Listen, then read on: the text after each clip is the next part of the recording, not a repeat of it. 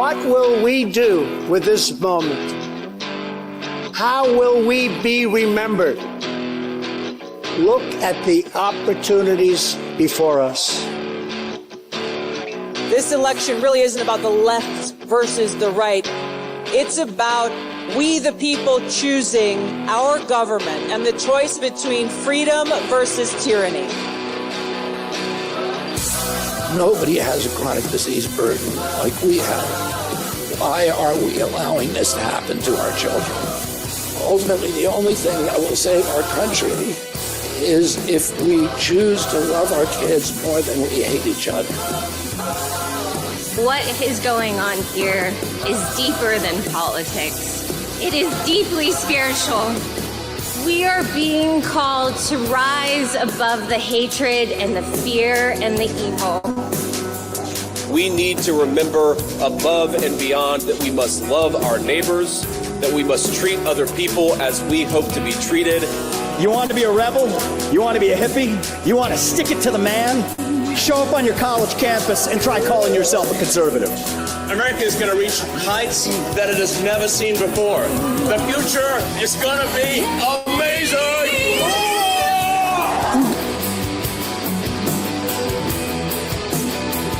You want healthy children. Don't you want a president that's going to make America healthy again?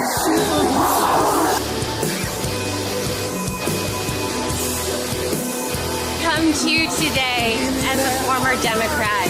I will be a first-time Trump voter tonight.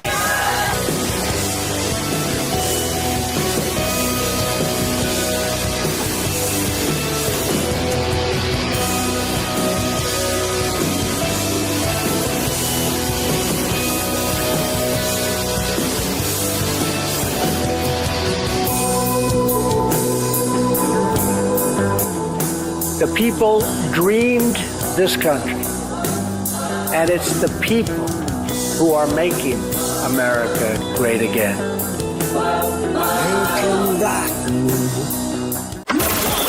This is Fanfare with Barry Cunningham. Today, and Bitcoin and crypto will skyrocket like never before, even beyond your expectations, and you are the people that are doing it. As we stop the war on crypto, we will immediately, and we'll do this very quickly, begin to build our economy, because when America is prospering, Bitcoin is soaring, and it'll go up with it. We had the greatest economy ever, and we will soon have it again. Under the Trump administration, the typical middle-class family income rose by $6,000 a year. People don't like mentioning that. America had more money to save than at any time in many decades. As a result, during my 4 years in office, now you have to listen to these numbers. These numbers are like beautiful. And I don't want to repeat myself. Listen to these numbers. As a result, during my 4 years in office, Bitcoin surged by 3,900%. From $898 the day I took office to $35,900 the day I left. That was the biggest jump, I guess, in just about any industry. Think of that. Now compare that to just after 3.5 years of Biden and Harris, adjusted for inflation, Bitcoin is up 50%. Now, 50% sounds good, but not when you're comparing it to almost 4,000%, right? 50%. You know, normally you say, oh, that sounds pretty good. Let's not put that into the speech. No, 50% is not good. You're embracing crypto, very different from the previous administration. Strategic Petroleum Reserve like for crypto? Yeah, I think so. We're going to do something great with crypto because we don't want China or anybody else, and not just China, but others are embracing it, and we want to be the head. We're going to be ahead of AI. We're going to be way ahead of AI, and we've got to produce tremendous amounts of electricity. You know that. It's unbelievable when you think that we need more than twice what we already have. If you think that's pretty for a specific industry, but we'll be able to do it. We have Lee Zeldin in charge of the environment. He's going to be giving us very strong approvals, I think, and he's going to make sure everything's good and clean and proper, but he's going to give us very fast approvals. All right, good afternoon, everybody. Hope you guys have had a great weekend. This is another of the series of interviews I've been putting together. I waited for this one a little bit. It's an interview with a Bitcoin expert, Joe McGee of Sovereign. Now, this video won't be for everybody. I understand some people might tune out. I can't do this. I don't understand. But you should probably begin. You just heard Trump talking about where he's taken Bitcoin. And yes, if you've never ever traversed Bitcoin, it can be kind of confusing. But I'm kicking myself to this day that I had the opportunity, as everybody did, to buy Bitcoin when it was basically a toy, when it was 50, 60, $100. And just recently it went over $100,000 for a single Bitcoin. The rise has been meteoric, even during Kamala and Dementia Joe's presidency. As Trump just said, when he was in office, it went up 3,000%. Even with them in office, it went up 50%. And I, like many people, didn't jump in the way I expected. But now, I'm telling you, in 2025, reason why I wanted to put this video out now, right before Christmas, before New Year's, is Plan 2025. You guys know that Lear Capital is a big partner on this show, but I'm also going to tell you, heed the warning. If you sleep on Bitcoin, by December of 2025, you're going to be kicking yourself in the butt. Why? Because I believe in Trump, and if I believe in Trump and I see what he has planned, I'm like, you're going to have to put some coinage into Bitcoin. I'm telling you that right now. And luckily for you, to buy Bitcoin, you don't have to have hundreds of thousands of dollars laying around. You can buy Bitcoin for as little as $30, $40, $50, and just see how that gets better before you decide to push in. Here's a big reason why that you may want to take a look at. This came out yesterday, which is why I decided, hey, this video would be good for today, meaning the day after this article. While everyone else is worrying about the things flying around up in New Jersey and elsewhere, I'm making plans. I'm making plans for stuff that I control. Trump says he has confirmed that Bitcoin, he's going to make a Bitcoin reserve with 15, and just read that, let that soak in, $15 trillion price boom. Just saying that number makes me choke up. 15 trillion. The article says Donald Trump has firmly embraced Bitcoin and crypto this year as a leak reveals Russia could be about to start a Bitcoin Cold War. The Bitcoin price has rocketed past 100,000 per Bitcoin on the back of Trump's November election. So it started pumping again as soon as Trump got elected, which means as soon as he gets in office, it's going to blow up some more. I am not an accountant and I'm not a lawyer. I'm telling you my opinion. Okay, now we got that disclaimer in. Now, as an influential billionaire warns of a looming debt crisis that could collapse the U.S. dollar, Trump has confirmed he plans to establish a U.S. Bitcoin strategic reserve. Again, like with gold, if the dollar goes down, Bitcoin and gold are going to go up. I know many of you have told me, Barry, I'd love to get involved with some of the stuff with Lear, but I just can't because I can't afford it. Well, here's your opportunity. In the intro, it speaks about opportunity and seizing on opportunity. And this right now is an opportunity that I dare say anybody can begin to learn, exploit, make money. It's not a bad thing. They've told us, since Dementia Joe was in office, that making money is bad. No, it's not. This may be an opportunity for many of you to cash in on something that could be extremely profitable, extremely lucrative. It may not be for everybody, but I'm saying you'll never know unless you try. All the signals seem to be lining up.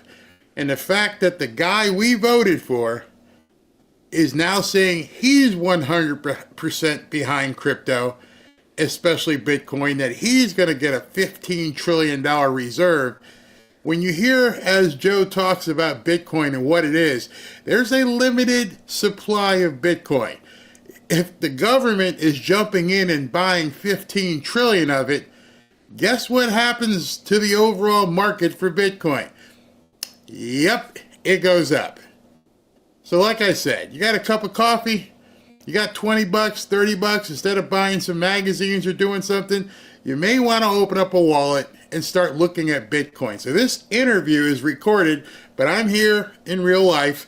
I'm going to introduce it to you. I'm going to show you some videos. We'll take some time, take some comments, settle in.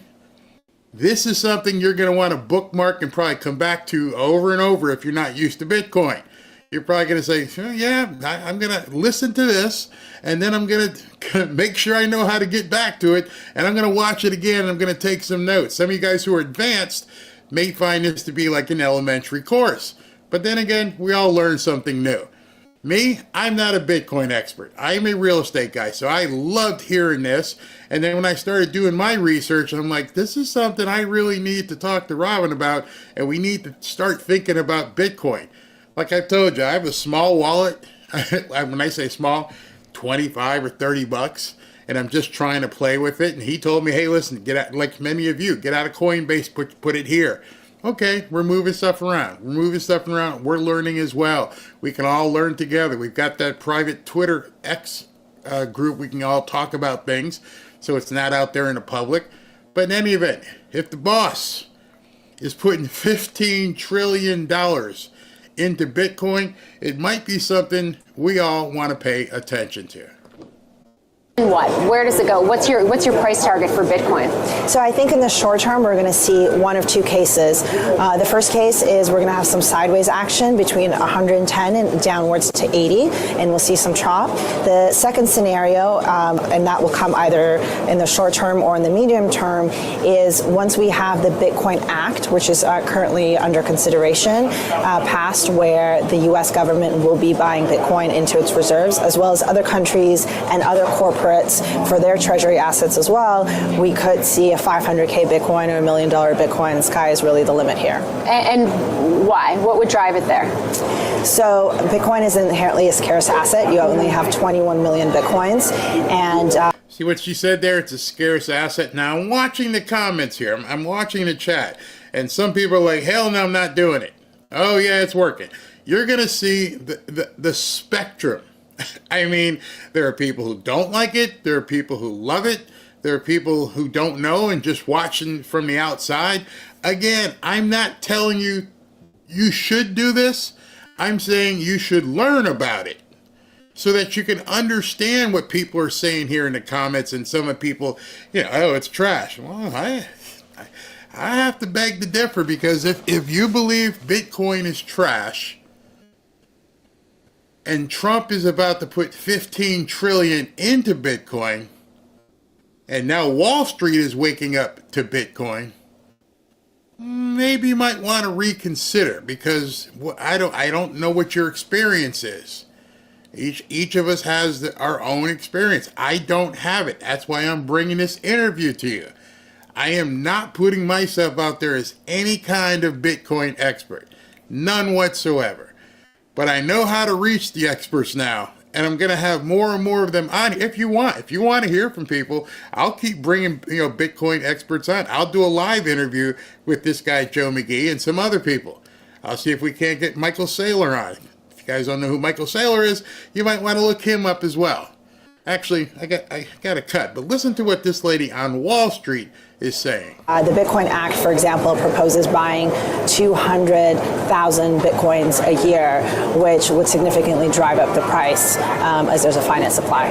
And what about use cases? I was talking about this with a guest on a previous show on Trading 360, just in terms of, President-elect Trump has talked about, the one rule of Bitcoin is you don't sell your Bitcoin. Yeah. But do you expect more people to actually start using it in terms of an actual currency? For sure. So I don't think that Bitcoin is inherently the type of currency that you buy a cup of coffee with. There are places where people do that. So for example, El Salvador, which I've written about extensively, they use the Lightning Network for those types of smaller transactions, but you don't necessarily need it for that. That's not the prime use case. The prime use case of Bitcoin is a store of value. So when we think about money, there's usually three characteristics that people ascribe to money, the economists ascribe to money, and that is method of exchange, unit of account, and store of value. So there's thousands of methods of exchange around the world. Every currency around the world is a method of exchange. Unit of account, however, there's only a handful. There's the dollar, there's the euro, there's the yen, and now there's Bitcoin. But when you talk about store of value, none of those things are considered stores of value because of their inflationary properties. So if you're a high net worth individual living in the US, you're not storing your value in a case of cash. You're storing your value in buildings, in businesses, in sports teams, in gold, and now in Bitcoin. So Bitcoin is that similar type of property. It's just digital, which makes it that much easier to move, to sell, to trade, to transfer it across borders. So it's basically digital, it's property but improved. And how much of a portfolio do you think should be allocated to cryptocurrency at this point? And has that changed now that we have a very pro-crypto president coming into office? Absolutely. Now, see, that's the key. I would not have brought this kind of interview. I had this interview in the can, and we recorded it sometime right after Thanksgiving. Ashley set it up. Ashley, by the way, you're doing a great job. But I was like, I need to see what Kamala, hopefully she's going to lose. She lost. All right, so now I need to see what Trump is going to do.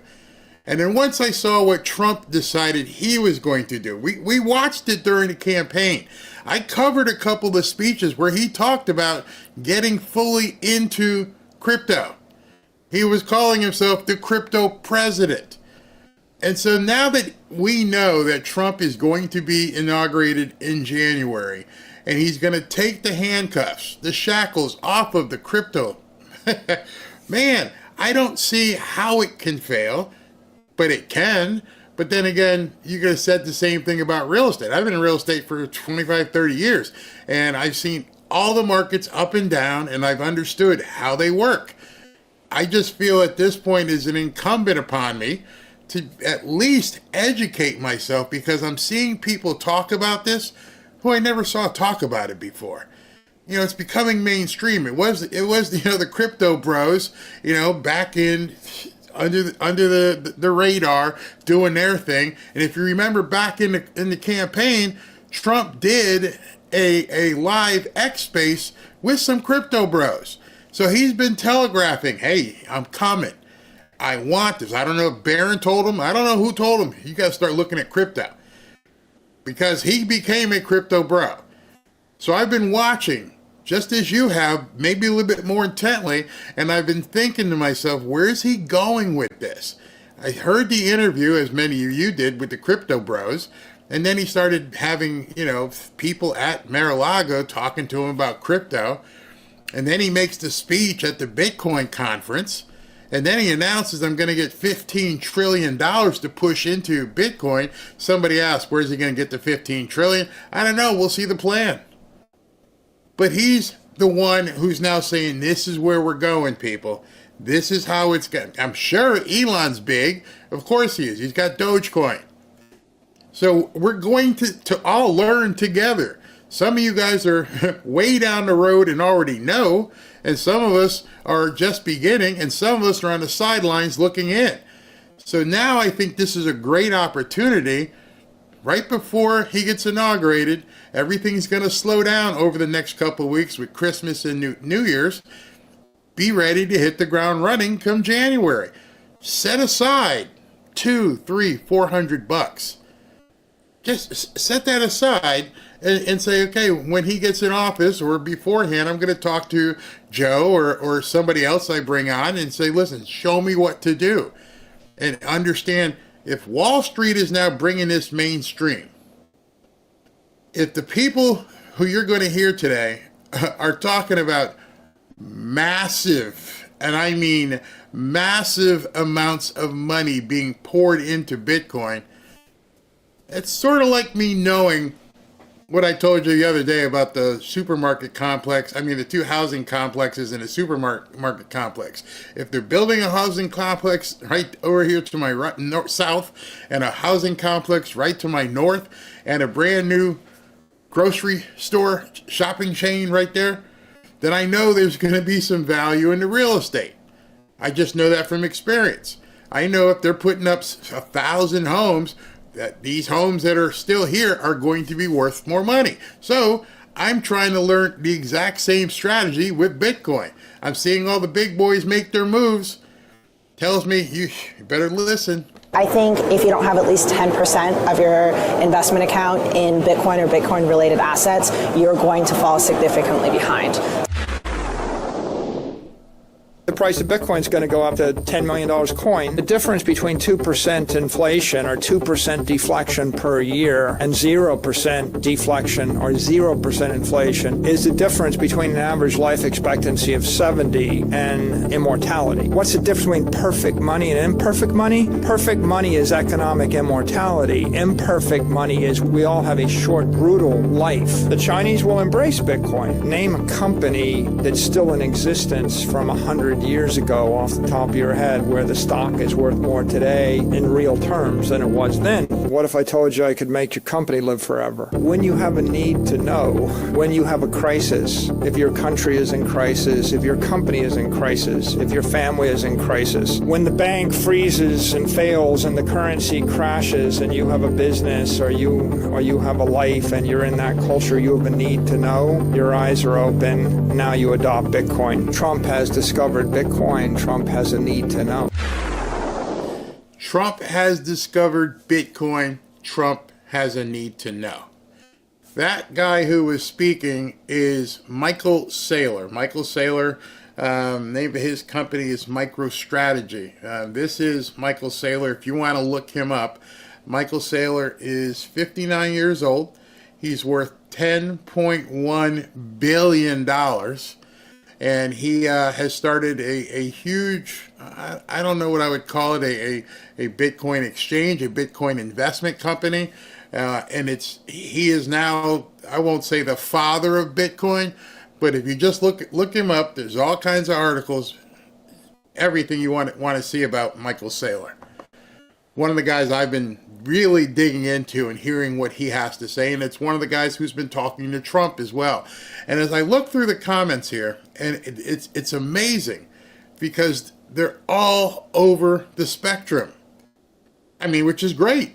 People have different life experiences. People are asking questions. Yeah, you can. Harold says you buy partial Bitcoin, not all. One coin is $100,000 plus. You can buy 1/100th and put $20 in and buy that ratio of a coin.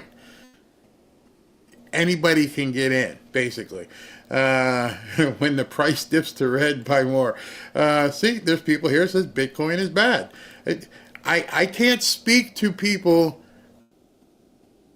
in terms of their personal experience. I don't know when they bought, why they bought, how much they're holding, what have they done. It all depends.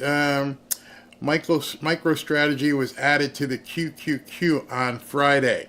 This is something. Saylor is a huge whale in Bitcoin. See, you're looking at people in this chat, some of whom know a lot, a whole lot, and it's crazy. Digital money too easy to get hacked. Are you speaking from experience, or are you just saying it? I don't know. Bitcoin is going up 29% a year. You see what I'm saying? There are people who are actually in this already. And in order for you to get your arms wrapped around it, you're going to have to start talking to people you trust, number one. Number two, as people are saying it's no good. Why is it no good? Can you explain? Somebody said tell us why it's no good. Explain it to people. Just don't say, oh, it sucks. Okay, why does it suck? Why did it suck for you? Just ask people. There's a conversation happening right now, and it's coming up, and people are asking so many questions. So many idiots stay poor than dummies. I made my first buy is MSTR. That was on Friday. So this person, Mike, you can explain to people what MSTR is. That's Michael Saylor's company, MicroStrategy. That's a way to get into Bitcoin without actually buying the Bitcoin. So there's so many strategies here. And the only way you're going to know as an individual is to begin educating yourself. Yeah, anything you do in life. If you're going to buy a car, hey, how many miles per gallon does it? Is it safe? You look it up. You do your research. This is the same thing. Do your research. Understand different people say things in here for different reasons. But talk to each other. Hey, man, I just noticed you commented here that it sucks. Hey, I just noticed that you mentioned something that you purchased, MS Strategy. What MicroStrategy? How, why, how, when? How much did you have to do? These people are commenting in here because they expect you and to engage with them. So let's continue with the recorded part of this show. Hey everybody, I got another really great interview for you. You guys have been asking all about Bitcoin. I'm a Bitcoin novice myself, so I felt I should go and talk to somebody who actually knows about Bitcoin. So I've got Joe McGee from Sovereign here, who's going to answer all your questions about Bitcoin. Joe, thanks for coming on. These people, just like me, may not know a lot. There may be some people who do know. So we're going to jump in and talk all about Bitcoin. But tell me a little bit about Sovereign, please. Yeah, well, Barry, thank you for having me. I really do appreciate this opportunity to talk to you and your audience. Well, the bottom line with Sovereign is we saw that there is, as you know, with inflation, everything, the prices are going up on everything. The purchasing power of the dollar is dropping. I think over the last 5 years, maybe it's down 78% with the purchasing power. And so we see a need for companies to adopt, whether it's a small allocation of Bitcoin, to help them protect their purchasing power and help them for generations to come. So I'm going to take you back to your days before you got into Bitcoin. I don't know how long ago that was. Yeah. But what's Bitcoin? Okay, so the original idea behind Bitcoin and the white paper was called the peer-to-peer for cashless transaction. And the idea of that is, kind of in the title, we can transact without the intermediary of the bank, a trustless peer-to-peer transaction. And since then, it's kind of evolved. I mean, it's become a worldwide phenomenon. You got, probably in the US, it's more used as a savings technology, as like an asset. Whereas in some underdeveloped areas where, we talk about the unbanked, we probably have a little bit more different view of things because most of us all have banks and we've had banks for our whole lives growing up. But a large majority of the world is bankless, right? And so how do they do those transactions? Or when people come to the United States, come here, get jobs here, work here, sending money back? Do you go through a Western Union? How does it work if you don't have a bank to send money back to family, right? Well, with Bitcoin, you can do that peer-to-peer, minimal fees, straight to your family member, and then they have it right there in their hand, and they can transact with it without the use of, some made-up government money that can be easily stolen from you in other areas. But that's kind of the main idea of it, and it's really, and if you think about this, where I really started to notice this, if you look at, I've had Bitcoin for a number of years now, and I've really, just like most people, got into it because like the number go up, they say, right? You see the price going up and you're like, how do I get in on this? If you remember back in the COVID days when the Canadian trucker protest, and I think Canada, the banks kind of froze all their assets. Right. That was like an eye-opener to me. I was a military guy. I just retired myself. So, I grew up trusting governments inherently. Right. It's just how I grew up.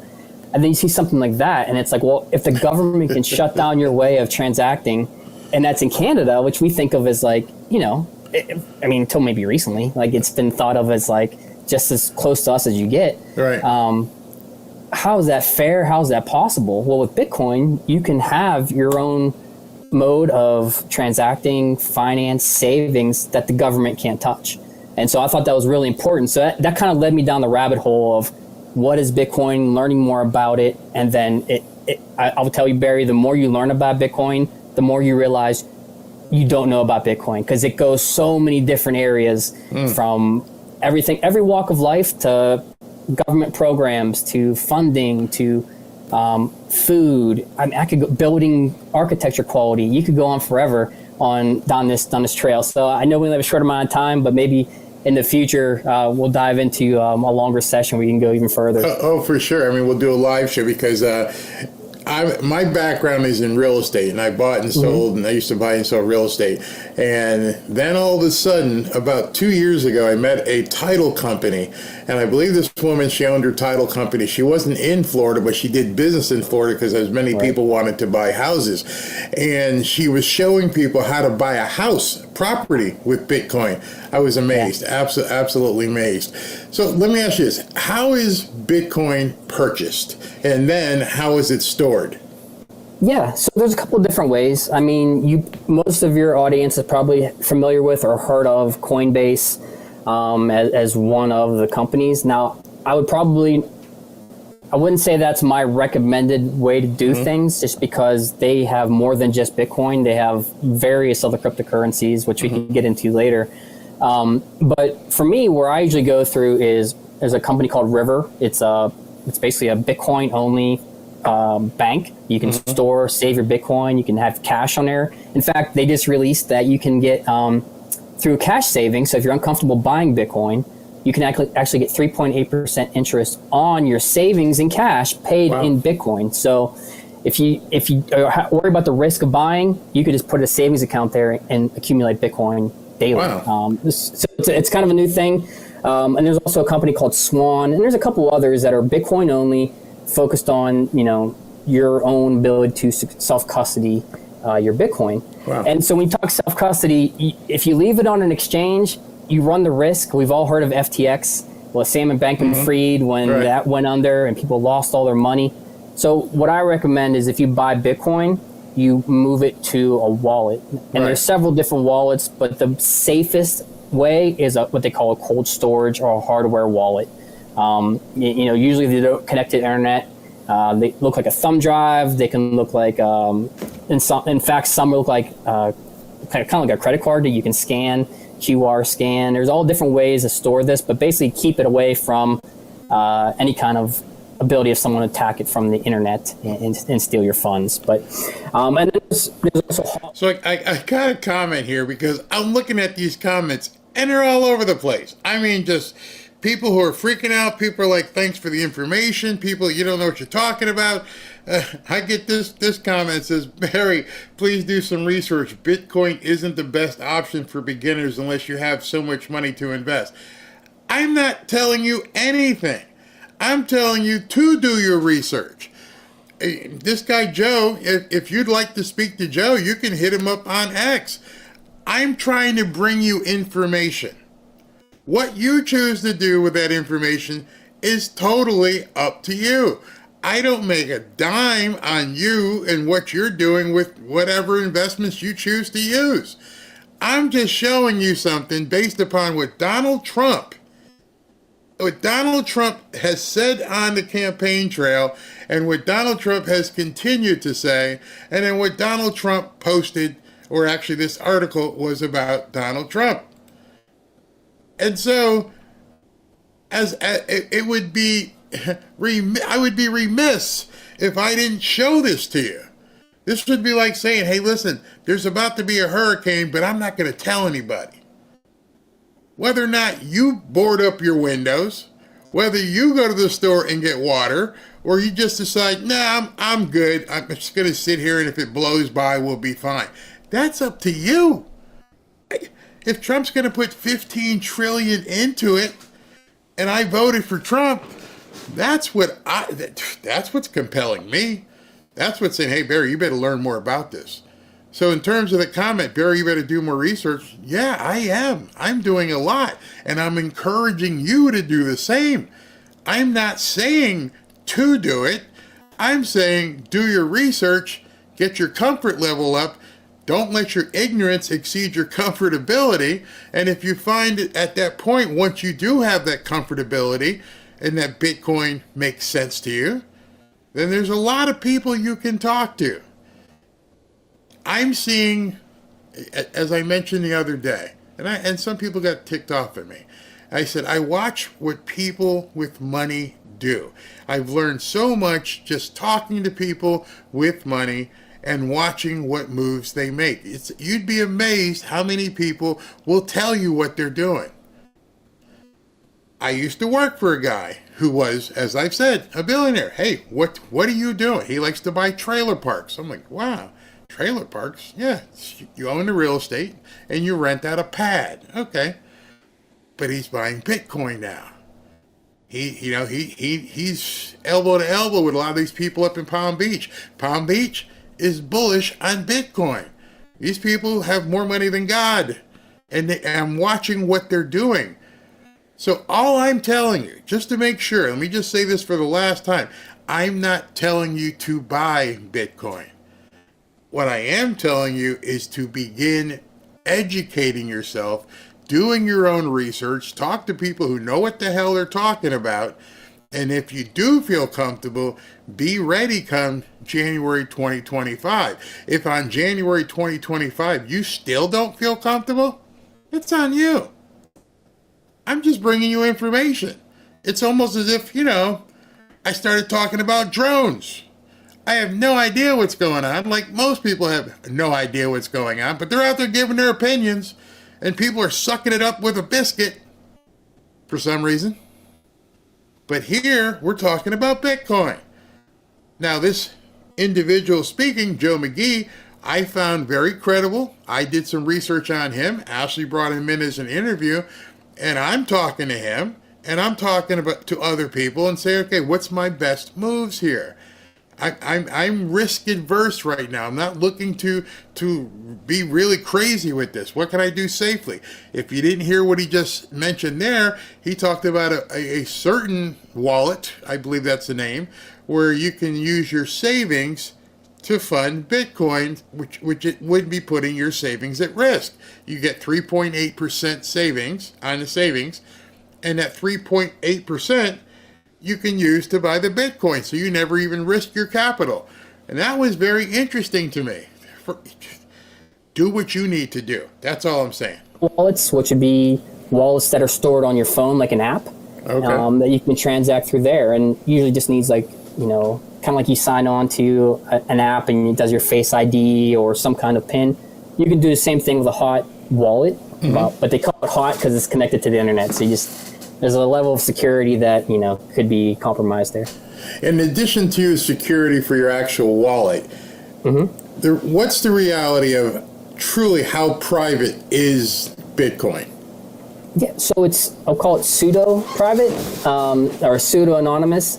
So it's not tied to you as it's not going to say Barry's just made this transaction. It is going to be a transaction ID code, like a long script of numbers that can be tracked back to you. So if someone does want to actually see what's going on, if they can find your transaction and where it's tied to, they can kind of get an idea. But the idea of it is, if you notice the U.S. or El Salvador is a great example. They put their Bitcoin wallet ID number out there for the public. So the public can verify when they say I have, if I'm a government agency, I have 500,000 Bitcoin. It's an exaggeration, right? But I say I have that. I, as a citizen, can confirm that they have that. So none of this funny money where, oh yeah, we got, X number of bars of gold. Oh yeah, can you confirm that? Well, just trust me. Or I have this much cash in the account. No, just trust me. It's there. It's you can confirm it. So anything you send from your wallet, if you have a KYC type wallet, and know your customer type wallet, it can always be traced back to you. So this is why I find it interesting when you hear people say it's used a lot in nefarious activities, we'll say, or that wallet ID can be tracked, and so that's probably more. It's probably less private than if you were to do cash to do those kind of transactions, right? I didn't know that. So, because cash, I can change hands with you. You'd never see that again, right? But your transaction ID for a wallet can eventually be traced back. So it is actually more secure and more open source, as we say, in Bitcoin. And so, you can kind of track everything that's going on. So the government can indeed see how much you have in Bitcoin. if they have your there'll be a list of transactions that are on the Bitcoin network with Bitcoin wallet addresses. And so they can kind of see what each wallet has. But what you see now is they usually have randomly generated wallet addresses. So if I make a transaction, or Bitcoin's coming to me, I can send it for a wallet that says maybe it's $50 worth of Bitcoin, right? And that's in there. The next transaction I get, it could be another transaction ID. And so maybe that's $100. So if you're just looking on the outside in, you say, oh, this guy only has $100 worth of Bitcoin. This guy only has $50 worth of Bitcoin. But that could be me with a total of 150. And so it's kind of a way of, kind of protecting yourself too from, if I'm a hacker or if I'm a scammer, stealing $100 worth of Bitcoin, probably not that worth it. But if you have $1 million worth of Bitcoin, maybe that's something I want to do. So it gives you a little layer of protection as you go through that. Now, one of the big questions when I talked about Bitcoin on one of my shows is, and people don't understand, how transactional is it? I mean, can people actually buy stuff with it? I don't think the grocery stores down here in South Florida take Bitcoin. So how do you actually transact with it? Yeah, well, it depends. There are some areas, I will tell you, in the middle of Kentucky where I'm at, there's not a lot of Bitcoin transactions going on in a face-to-face manner. But there are a lot. If you look at companies like Shopify, all the retail stores on there, you can purchase, if the client or if the owner sets it up, you can pay in Bitcoin to buy off of Shopify or stores like that. If you go to maybe more, I would imagine there are some places in Miami that you could probably do some Bitcoin purchasing. Oh yeah, they're there. I've seen them.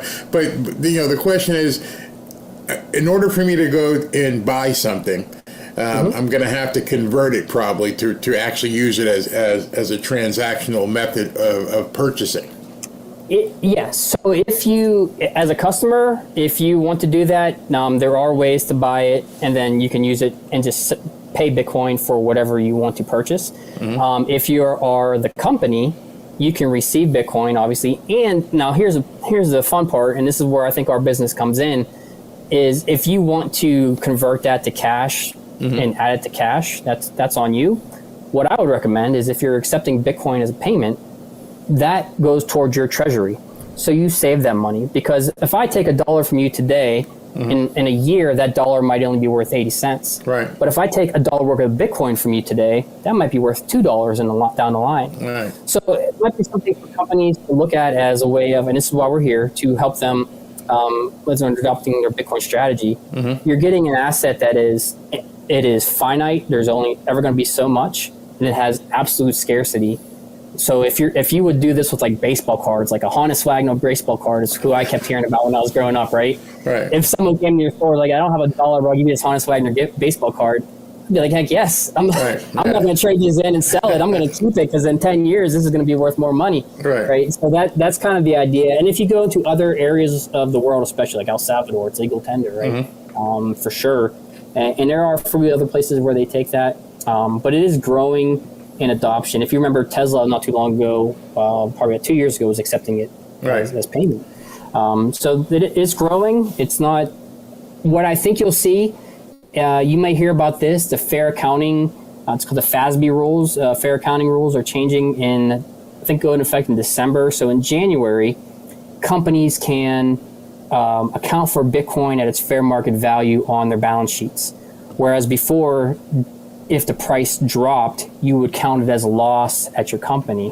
Whereas now you just count for it as the fair value of what it is at that time. So it doesn't act like your company has lost money, if that makes sense. I got it. So why are some real retail establishments so far behind in adopting Bitcoin? You'd think they'd see, how things are moving and the popularity of it, because it's in every financial newspaper, website you go to, people are talking about Bitcoin. Why are the retail establishments so far behind?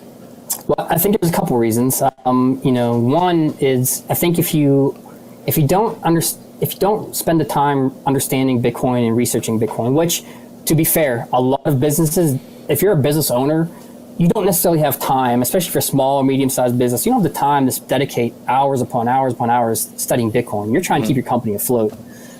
So if you look at somebody like myself who spent a lot of time studying Bitcoin, you see the long-term value. So if I'm accepting Bitcoin, and if you remember a couple years ago, it reached $60-something thousand, and then it dropped down to 16, right? Right. So if you're a business owner, you're thinking, wow, like if I have the Bitcoin at one point, I just lost $50,000, you know, and Right. some of them may have panic sold. Well, then a year, 2 years from then, now it's up to $90-something thousand, Right. and they're probably like kicking themselves, right? So I think the volatility scares some people. So I think understanding it and knowing what the long-term value of what Bitcoin can be and what it is something that people just, fairly just haven't spent the time learning yet.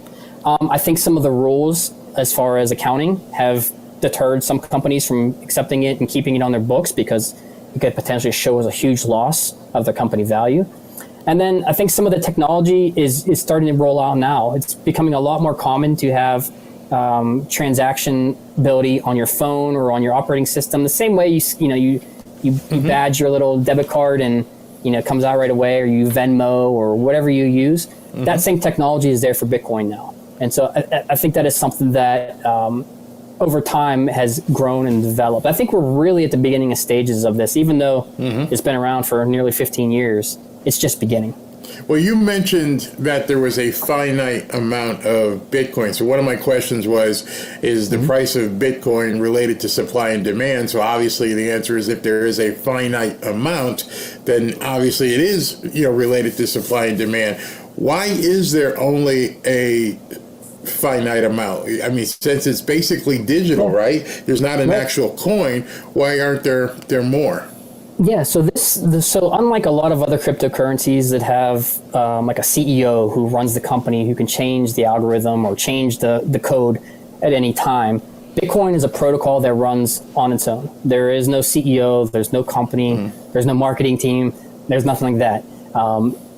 There is, the way it works is Bitcoin, every 10 minutes, there's a block reward, right? So these Bitcoin miners that are located all over the world, basically it's a computer that runs algorithms. Yeah. Hold on, I got to stop. Yeah. As you're going, you're so far into it, I'm like, wait. What the hell is a Bitcoin miner? Yeah. So Bitcoin miner. So don't think of a guy hammering away inside of a coal mine or chipping away trying to get a piece of gold. These are basically computers that use electricity or energy, right, to solve a math problem, essentially, right? And these computers, it's a complicated math problem, and these computers work to solve this algorithm or solve this math problem. And at one time, every 10 minutes, there is one computer or one miner, again, a computer, that solves the problem, right? Wow. And that computer is awarded, or that operator is awarded a Bitcoin reward. In this case, it's right now, if they solve it, it's like 3.125 Bitcoin. Oh my goodness. 4 years ago, it was 6. 4 years before that, it was 12. 4 years before that, it was 25. 4 years before that, it was 50 Bitcoin. And so if you think about it, every 10 minutes, 3 Bitcoin roughly get released and are available in the system. That's really interesting. Right? Yeah. Right. And in 4 years, that'll go down to 1.5 Bitcoin, right? So you're having only a small amount of Bitcoin released every 10 minutes. And so since there's no one charging this or pushing more into it, there's a small amount released every 10 minutes throughout the whole day. I think the math works out to about 450 Bitcoin get released per day for the next 4 years. Oh, wow. 4 years after that, it'll be 250 or 225 per day, right? So right now you have BlackRock, governments, MicroStrategy, among others. I think and anyone can fact check me. I'm not saying these are exact numbers, but I want to say anywhere between 5,000, 10,000 Bitcoin are purchased every day, and 450 are being created every day, right? So you heard those names, and I'm sure many of you are familiar with the name BlackRock. If big money, and I mean massive, monstrous money, sees an opportunity here, and if governments see an opportunity here, isn't it perhaps worth your time? Because that's all it's going to cost you at this point. Your time to begin educating yourself about this. I understand, and I love when I see the comments about this, is because there's so many questions because it's such an unknown thing. Everybody has questions. So obviously, just from watching what you guys said, I'm going to have to bring Joe on, and we're going to have to do a live Q&A because your questions are amazing. So hold on, I'm going to try and keep as many of them as I possibly can because you guys you're looking for information. That was one of the reasons for doing this interview, was to see, hey, listen, do you want information? Yeah.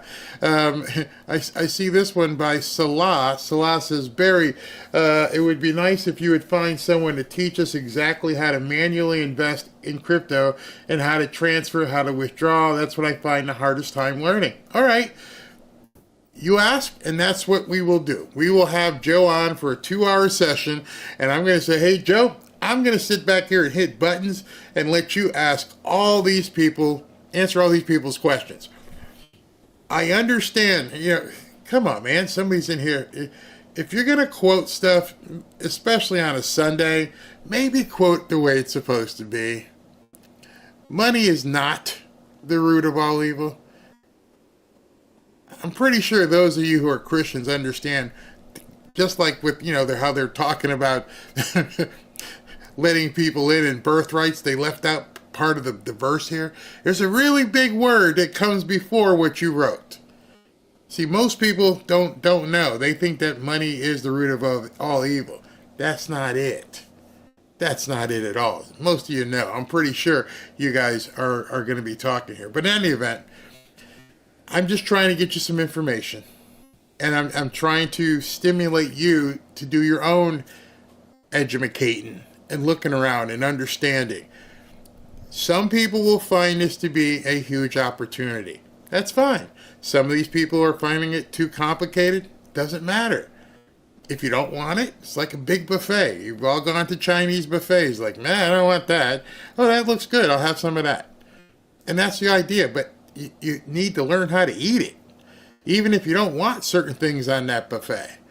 And so with Joe here, what I'm trying to do is give you guys some education as to what this stuff is, so that come January 2025, when Trump begins trying to push trillions into this market, when BlackRock is trying to buy up as much as possible, when other businesses and other governments are trying to buy up as much as possible with your money. Understand that. The government is spending money on Bitcoin, and the government doesn't have any money. It comes from you and me. So that alone should say, hey, what's going on here? I understand what you guys and how you pilfered money off to Zelensky, but what are you doing with this Bitcoin stuff? How is that going to benefit any of us if you're putting money into this Bitcoin? Well, maybe that's something you might want to look at and answer for yourself. This is the first step. All your questions will not be answered today. I can tell. I can tell. Just breathe. Just listen. Take some notes. Remember I said before I started, this might be one you have to watch 2 times. And then I'll get in touch, or have Ashley get in touch with Joe and say, dude, you got to come back. People have so many questions. I mean, so many questions. And we may not be covering them in here, but let's see what he says. Now, is this math program widely known, or people have to find it out? And is it so difficult that it takes, I don't understand the whole electricity. I've heard people saying it takes a huge demand of electricity to do this Bitcoin mining. Yeah, so it takes a lot of electricity, but here's the interesting part, right? As miners, you are looking for the cheapest source of energy to mine, because for you, imagine there's all these people all over the world, and you could probably times that by 1,000 of these computers, right? Mm-hmm. That are constantly running every 10 minutes to try to do this. So this is creating a need for energy. Wow. And for you to be profitable as a miner, either as a company or as an individual, you need cheap sources of electricity, right? Because you're not always going to win that. So what you're starting to see now is hydroelectric power being used. You're starting to see excess gas or heat from burning trash or melting metal.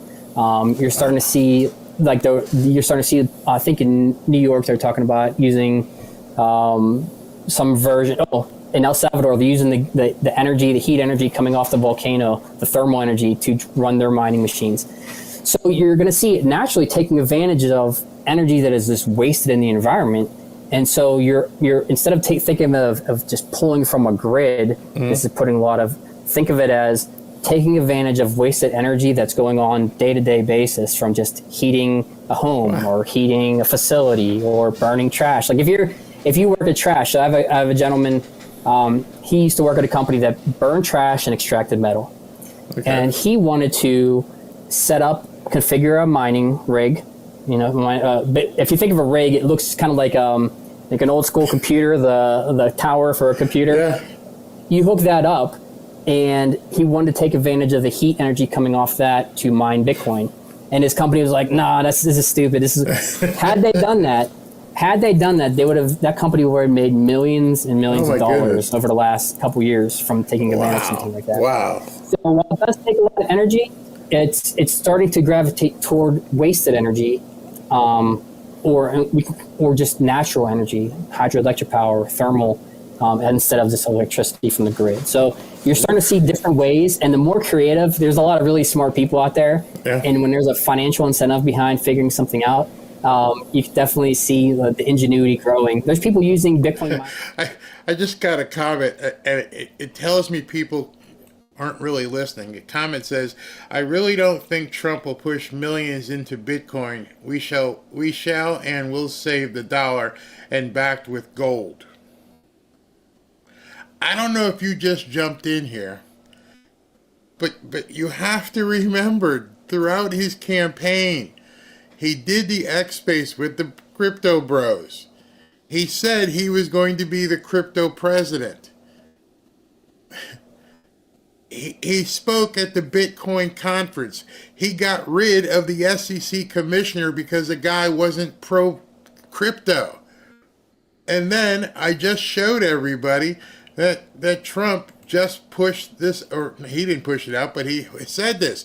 Trump confirms Bitcoin reserve plans, 15 trillion. So maybe you're right. Maybe he's not going to push millions into Bitcoin.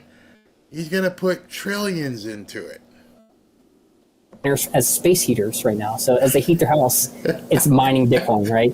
So there's a lot of things you can do and a lot of way to go. But the bottom line, back to your question, a lot of it is driven by supply demand. Right. And then you've also seen since President Trump got elected, and Senator Loomis has talked about the Bitcoin reserves, and Trump at the Bitcoin conference kind of backed that himself, so more or less. And so you're starting to see almost like a digital gold rush. So as the U.S. leads the way in this, and they're securing Bitcoin, you've already got El Salvador, you've already got, believe it or not, Bhutan in the I think in the middle of the Himalayas has been mining Bitcoin and has like 13,000 Bitcoin or something like that, and kind of did that. But you're going to see some of our adversaries, right? You're going to see Russia, you're going to see China, you're going to see countries around the world who are following the U.S.'s lead, and they're trying to get their hands on as much Bitcoin as possible. So currently, how is Bitcoin regulated under the Biden administration, and what do you think the new administration with Trump are going to do with Bitcoin that makes it more advantageous? Yeah, so I think that the last couple of years has been a war on crypto as a whole, and maybe Bitcoin specifically, because it is a threat maybe it's in my opinion, it's a threat to the traditional way of doing business. It's a threat to the banking system, right? Yeah. So there's a lot of money behind it to not necessarily work. But this is kind of like, this is, I think one of the great authors in the Bitcoin, Safety Namus, he says, adopting Bitcoin is like adopting gunpowder. There's probably a lot of people who were like, no, we're going to stick with knives and swords and spears until they got shot and they got conquered, right? And so you don't have a choice, we don't think. So Okay. I think Bitcoin's the same way. You may say, hey, the traditional finance system is the way to go, and that's fine. And you may push Bitcoin aside as a country. Right. That's fine. But then you run the risk of being taken over by, I don't mean physically taken over, but economically, you have the risk of some of our adversaries like China, Russia, whoever, adopting that Bitcoin strategy and then becoming the economic power of the world. So it is something to consider. Now, right now, it's a commodity. It was recognized as a commodity by the SEC. Bitcoin, I'm not talking all cryptos. And it's taxed just like you would something like capital gains tax, or if I sell, it's governed by the IRS for tax purposes. What I see happening under Trump, I mean, from what I've seen, and you have Senator Loomis, you have RFK, you have himself and others who I think that they view this as any other industry. Right. And if we can maximize the U.S.'s power in Bitcoin, what I would love to see is get rid of capital gains tax on Bitcoin, because then it becomes more of a, if you think about it this way, it becomes more of a mode of transaction. Yeah. Because then I don't have to worry about, if I buy something at the store for $1, I don't have to worry about how does this work for me on a tax purposes reason, right? Or if I want to sell and use it to buy a home, or if I want to use it to, maybe I want to use Bitcoin as a collateral for getting a loan. I mean, I really see the way the administration is right now in the openness, and Trump has said, he wants to be a leader in Bitcoin in the world. I really think the sky's the limit for, and I don't mean price-wise, I mean sky's the limit for what this can be used for, going forward. Yep. I mean, Kamala Harris, when she came out, from a real estate perspective, when she came out with that unrealized capital gains crap, and I was like, you're insane. You would kill the real estate market overnight, basically, if you're saying you're going to tax unrealized capital gains, and you're basically defeating the purpose for people to invest, because you buy now, and in your world, I follow the HODL HODL basically is like it makes no sense for us to hold real estate and watch it grow, because if you buy today, then 2 years from now its price has gone up, and in Bitcoin the acceleration is so much faster from what we've seen. So like you said, some people bought at 60 and now it's at 99, and if you're still holding, that unrealized capital gains could eat you alive. So I mean, you guys had to feel really good about that not happening, because that was crazy, absolutely nuts. There's definitely a lot of, I think, parallels with real estate and Bitcoin. I think one of the big things, and Michael Saylor, MicroStrategy, he's the CEO of MicroStrategy, or I think he's chairman now, I think. But he brings a lot of great points. Like I was listening to him today where he talked about, if you think about buying real estate in Manhattan, right? If you could buy real estate in Manhattan, 1600s, 1700s, 1800s, every time, if you could do that, you would buy. Yeah, it's limited space, perfect area, and a great part of the United States, right off the ports. It's a business's like dream location, right? And for the people who say, hey, look, it's $90,000, I'm not going to buy this. This is ridiculous, right? Right. Every person who bought real estate in Manhattan paid more than the last person, right? Of and course. The price continues unless to you go bought up, it, right? Unless you bought it at foreclosure or something. You get the idea, right? It's valuable land, valuable price. My wife's she's from near Los Angeles, right? If you've ever been there, you can have a very small home in a very not great area, and it could still be $1 million home, right? Absolutely. So the location and everything, right? So same thing with Bitcoin. It is going to continue to go up in price. If you look at supply and demand, it's digital real estate essentially. And it is a great way to preserve wealth. And this is one of the biggest reasons, and Barry, I can't express this enough. If you don't have to be, they call them Bitcoin maxis, like where all your money is in Bitcoin. You don't have to be that. Like you don't have to buy a whole Bitcoin. You can buy small pieces of Bitcoin for, $10, $5, $100, and just dollar cost average in, or whatever you feel comfortable with your level of risk. But if you had, I think I mentioned it earlier, if you had 97% of your savings in cash and 3% in Bitcoin, your purchasing power has raised about 8%, 7-8% in the last 5 years. If you kept it all in cash, it dropped about 20% in the last 5 years. So that's incredible. Like what a small amount can do. So when I look at a company like River that has a 3.8% APR on your cash savings, they're essentially taking the hard work out of it for you and some of that fear. And it's like, oh, I have more money than I did. Like I have more money today than I did yesterday. And that used to be, I think when we grew up, that's kind of what the goal was, right? Like it was, you had the gold standard. I know that went away in the 70s, but you could work a job, make a living, and provide for your kids and your family, and then have something to hand off to them. Now that's hard. Too many people have the get rich quick thing, and they think if they can jump in and buy Bitcoin at X dollars, and tomorrow it's going to be worth double that, and they're in the same investment strategies and outlook goes whether you're buying gold, Bitcoin, or real estate. You have to make sure you have a strategy, and I didn't know about that in terms of the interest on your savings being used. That's a no-brainer because you're really limited in risk at that point. You're just playing with house money per se. Exactly. What's this new Bitcoin Act that they're talking about? Oh yeah. So this is the interesting part, and this is what Senator Loomis put forward, and I think it's a good chance of getting through. I mean, because of the way the whole election kind of played out. But basically, want to create a Bitcoin strategic reserve where they plan on buying about 200,000 Bitcoin per year, up to 5 years, to have 1 million Bitcoin as in our reserve. And the long-term strategy is to hold it for 20 years. And if I were to ask you today, what's your purchasing power of your dollar in 20 years versus the purchasing power of a Bitcoin in 20 years? I think it's a good move. And that's not to take away from gold or anything else. I think gold is a great asset. And you probably don't have the returns that you would have on Bitcoin, but it's a stable asset, lasts the test of time, right? And I go back to the transparency part. So also part of that plan is you will be able to, as a citizen of the United States, you can see what your Bitcoin storage is or how much. They have a quarterly proof of reserve. So you as a citizen can confirm, yes, they have this much Bitcoin in that Bitcoin reserve, and you're not taking their word for it. It's right there on the Bitcoin network, right? Which is not controlled by a bank. It's not controlled by some politician. You can verify that on the Bitcoin network, what the U.S. has, and if what they have is what they say they have, right? And then you can also, if you're a state, you can voluntarily be a part of this program. So like Pennsylvania, I think, put through that they want to have 10% of their reserves in Bitcoin.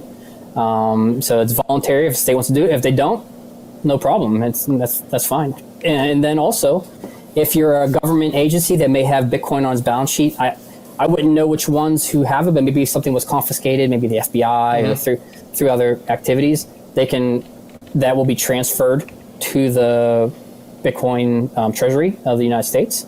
It will be. Here's the cool part, and we talked about separate. They're talking about putting different wallets or different storage capabilities across different areas of the U.S. So if I can't necessarily, if I'm going on to try to take the money or try to do something nefarious, I can't get into that system because it's multi-signature protected. So I think this is a huge opportunity for us in the United States to be a part of this. And think about this. The United States has said that if this goes through, they'll buy 200,000 Bitcoin a year and not sell. MicroStrategy is buying, they've said that they're going to buy 175,000 Bitcoin per year for the next couple of years as well. So that's 375,000 Bitcoin that will be purchased by two agencies, right? I know where you're going. Go ahead.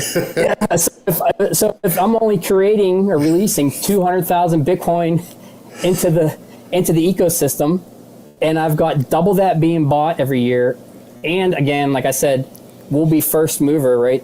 For more or less of a large country, Russia, China, UK. I mean, they're all going to. Germany just sold 50,000 Bitcoin at like $50,000 each, and now I was like, well, what did we do that for? Now it's $99,000. Yeah. That was a big mistake, right? So I think you're going to start to see this, and if you compare this to other assets, right? Bitcoin is so small in the market cap of the rest of the world assets. So just bonds, real estate, art, gold.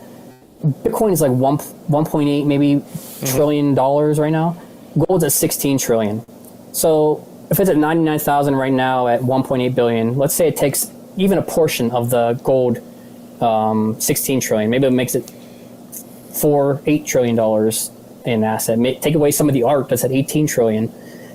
Put that toward Bitcoin. Cars and collectibles, take some of that 6 trillion and put that toward Bitcoin. Equities, real estate, as a real estate, person yourself, right? If I can buy an asset and I can hold it, I don't have to do anything. I can just buy it and hold it. I don't have to pay taxes. I don't have to do maintenance, right? So I'm not encouraging anyone to just stop buying real estate or anything else, but maybe for the younger generation who maybe is kind of priced out of a lot of real estate right now, putting your money toward Bitcoin might be a safe bet. And, you don't have to pay taxes, none of that stuff on Bitcoin where you would have to be on a real estate, right? So I'm not saying that's what's going to... That's where I think some of the problem is in terms of the disconnect. It's a lot of young people who are jumping into this. So something he mentioned, I have it here in front of me, when he mentioned certain states are now buying this stuff as well. This article was from, let's see, how long ago? Actually, a month or so ago here. It says Pennsylvania passes Bitcoin rights bill. They propose a strategic reserve of Bitcoin. This was November 21st of 2024. So many of you in the comments, which I'm loving, and it doesn't bother me that they're all over the place. I'm watching the lay of the land here, and we're seeing what's happening. And you see major corporations and governments and states that are going in and making strategic reserves of Bitcoin. Why would they be doing that? Why would they be moving money from their pension funds into Bitcoin? I bet there's probably states, state where you live, that you've got your money if you work for the government or state for any period of time. And they're moving some of that money into Bitcoin. Earlier in the show, I played it. I hope you guys saw it, but I played it where that one woman said that she's thinking it's going to go to 500,000 to $1 million per Bitcoin. Michael Saylor, he's extremely bullish on it. I'm going to see, because some of you guys may have missed. I'll play it at the end what Trump had to say as well, in case you missed it.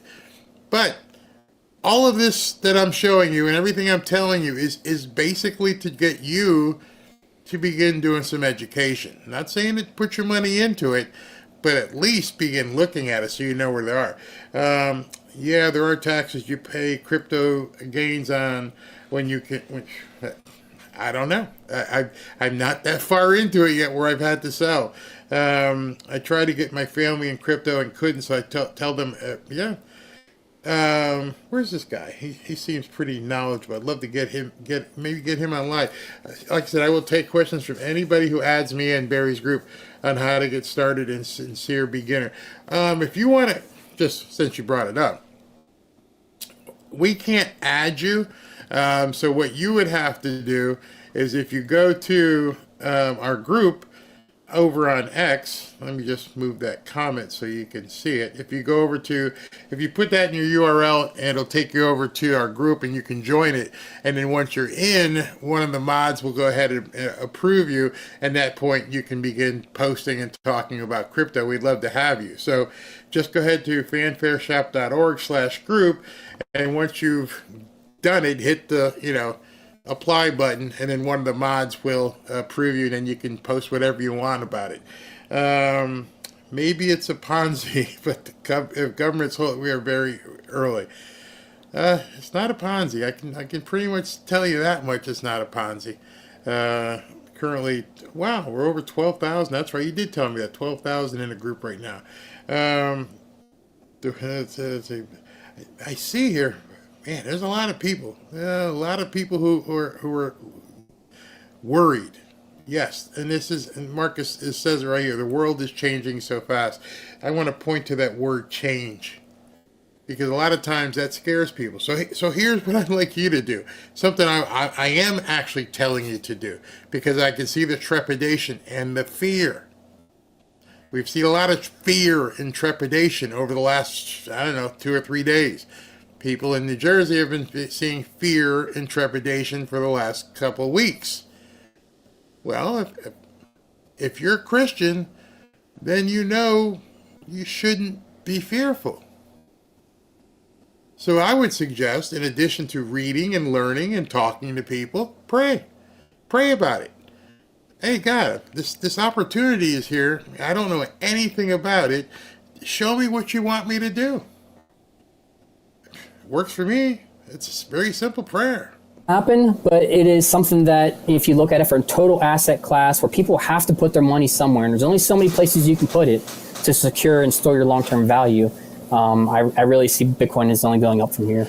Well, one of the things you just said actually goes back to something you said earlier. It's a supply and demand related asset. There's only so many Bitcoin in the market. And if you know that the U.S. government's going to buy X 100,000 per year, and you know that Sailor's going to buy X 100,000 per year, and of course, like you said, Russia and China and everyone's going to be buying this, and there's only a limited supply, you would almost just think, listen, I need to get in now, because the more these other people buy, the more the price is obviously going to go up. I mean, it's sort of like buying a piece of property for my world in real estate. Mm-hmm. And if I know that Starbucks is going to open up something next door, or AutoNation's, or if you know something is going to happen near the property that you're buying, it's almost like I hate using the word guaranteed, but it's a good chance your property is going to become more valuable sitting next to Starbucks and sitting next to AutoNation than a tenement building. And so if you know the government is buying and other governments will try to keep up, to me it kind of makes sense to do it. Don't forget Microsoft. They're having a meeting on board of directors. I mean, I don't know. They probably have a couple $1 billion in assets. Berkshire Hathaway has like $325 billion in cash just sitting around. And he liquidated a whole lot of stock, and he's sitting on the cash. And I bet you're going to see his entire company do something right after the first of the year or after inauguration. There's a reason why he dumped that stuff, and like you said, accumulated a bunch of cash. Probably also to see what was going to happen. But now he's got to get back in with it. It's no good just to have that cash sitting there. And I'll tell you this too, Barry. I'm sorry, I didn't mean to cut you off, but you brought up a great point. Like where I live in Kentucky, there's a little town called Glendale that's right down the highway from me, and Ford is opening one of these huge blue oval Ford plants. I mean, it's absolutely massive. Right. And what do you think the property value of the homes in the land in Glendale did right after that? Right. Shoot right up. Exactly. Yeah. So it's similar idea to that as well. So down here, we're in the middle of football season as we're recording this, and Odell Beckham plays for the Miami Dolphins when he's healthy, which is hardly ever. But one of the interesting things that I had seen that he had done was when he was with the Rams, he took his salary in Bitcoin, and people laughed at him, which obviously was a huge deal for him. He made a lot more money than he was going to get paid by the Rams. Do you think it'll get to a point where employers begin to offer employees the option of you can have cash or you can have Bitcoin? Would it even come down to that level, do you think? I do. And I can't speak for maybe just a regular business company. I mean, I think that will be something. I would say a huge part that will kind of lead this charge is athletics. I think I talked to Russell Okung, who you may be familiar with him. He played lineman, or he was a lineman for Seattle, and he was the first to really head this up, which was pay me in Bitcoin. And I think in 2019 he got paid in Bitcoin, at least a portion of his salary in Bitcoin. And people were like, "What are you doing?" And he turned that into like $20-something million. Yeah. And right. Odell Beckham, he got paid in it. I think when he got paid, it was at 65,000 or so, and that dropped to 16. And like, you're a fool. Like, everyone's mocking him. But here's the thing, and I say this: it's when you have people like that who understand Bitcoin and kind of see where this is going. It's this harkens back to days where you'd have arguments of, you really think we're gonna have a computer in every home? Like, come on, why would a person need a computer in every home? That's not going to happen. And now you got people with computers in every pocket, right? Exactly. So I think this is something that's going to happen, especially for athletes, because look, and I hope this works out well, because you're going to have a lot of athletes, especially with the name, image, and licensing deals, right? You're going to have a lot of people who come out of the woodwork to try to take advantage of young athletes. And so this is another reason why our company's here, is to help educate people. And that's the heart of our company, is to educate people on Bitcoin, not sell them a product. We're there to educate them. And when they're ready, we put them in the hands of somebody trusted like River to buy. Because if you look at athletes, obviously they make a lot of money in a small amount of time. A small portion go to the pros, but a whole lot go to college or in high school and get those deals, right? In that small amount of time, if I can make that money, instead of putting it in some company that is like a high risk company, or if I can put it at something in Bitcoin that it is an asset that is going to continue to grow, it'll continue to build, I can protect my family wealth going forward. So I'm not saying to have your entire contract in Bitcoin, but if you do like Russell Okung and you have a small amount in Bitcoin, and when I say a small amount, these are athletes are making millions of dollars, right? So millions of dollars of Bitcoin, but if they're putting 1% to 3% of that into Bitcoin, the way that could accumulate and protect them, I have a 5-year window to make a lot of money. And then what? Unless I have a personality and I can't get on camera, or I can only do so many speaking engagements. This is a great way to protect them and protect their family for the long term. So, and then you also see other athletes in other sports. If you think about soccer, where do a vast majority of soccer players come from? Or South America, Central America, Africa? That's fully international at that point. They have had exposure to it a lot longer than people in the U.S. have had. Yeah, so now I can get paid either a portion of my salary in Bitcoin, if I'm, especially if I'm a soccer player, right? Or I can use that to buy Bitcoin. And if I'm young enough or whatever, I'm still sending money home, I can just peer-to-peer, straight to my parents, straight to my brother and sister. They have that money in their wallet, and I don't have to worry about putting them in a risky situation, going somewhere to pick up money from a Western Union or whatever way to get their money, right?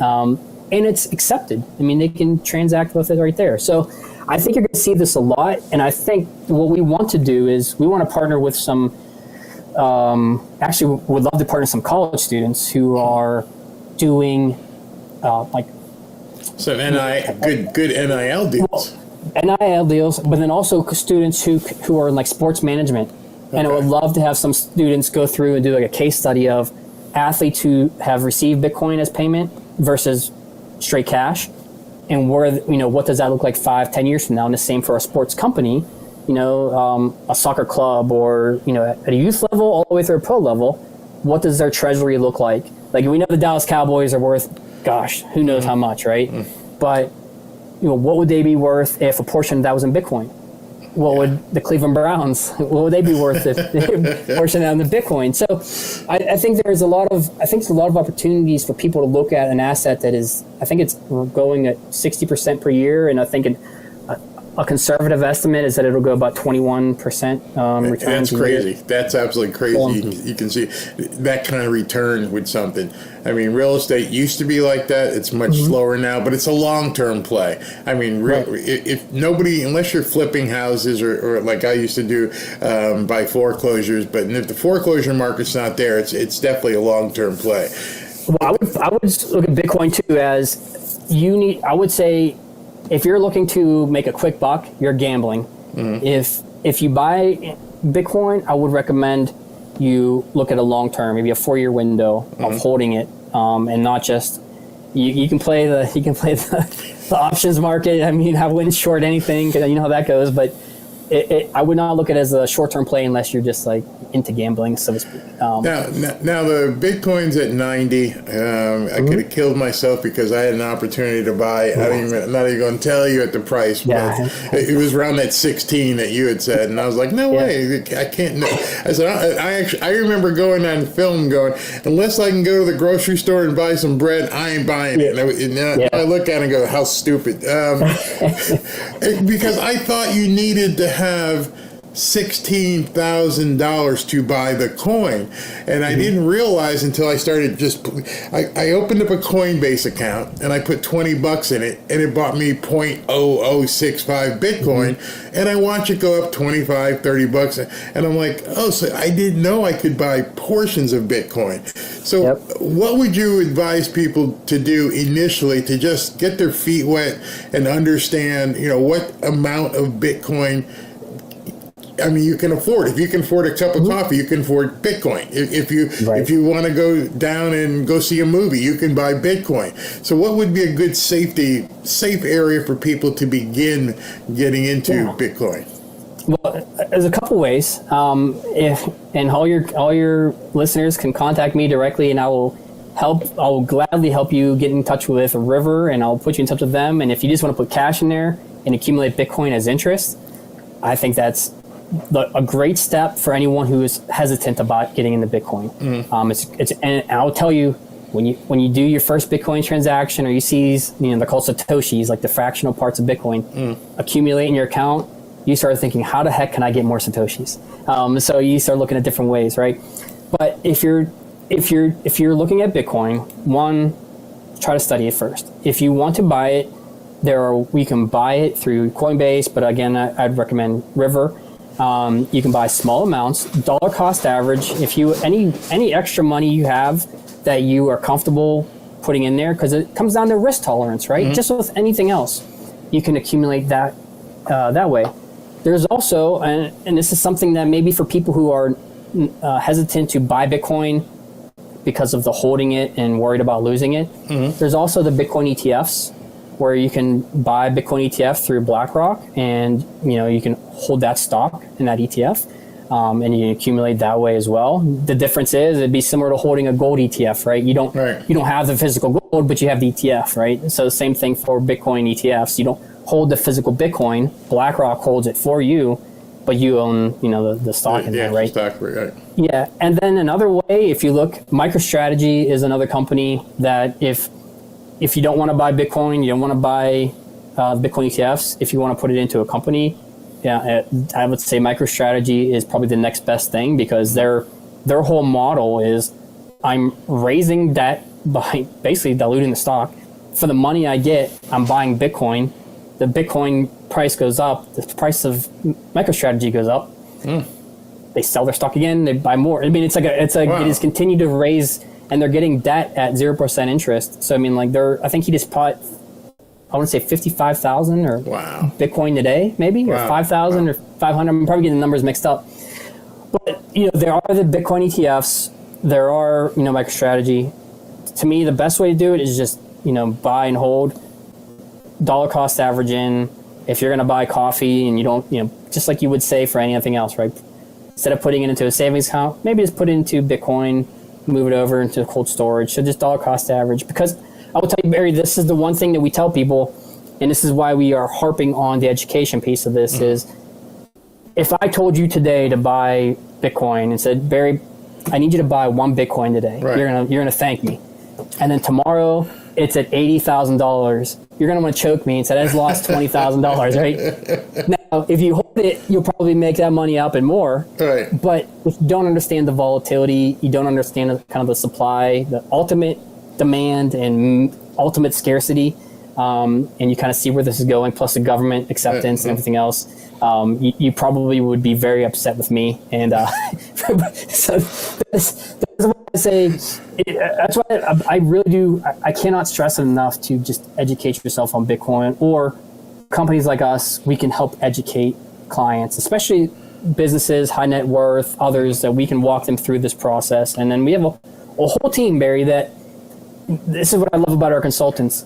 They're not just like really cool guys who are who were into Bitcoin and got lucky. They're financial advisors who've worked for J.P. Morgan, worked for Morgan Stanley, all these traditional finance guys who are also amazing Bitcoiners. So they can work you through a strategy on your financial strategy for your company, and how to implement Bitcoin into that, and be absolute experts at this, and not just some guy in a basement who covers their face and doesn't want tries to be anonymous and tells you, trust me, it's all good, bro.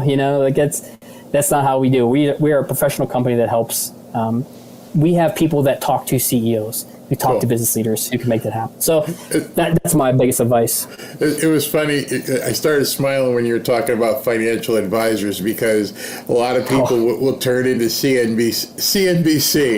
And right after the election, he wasn't talking much about Bitcoin, but right after the election, watch this video. We come back from it. I want to get your thoughts on it.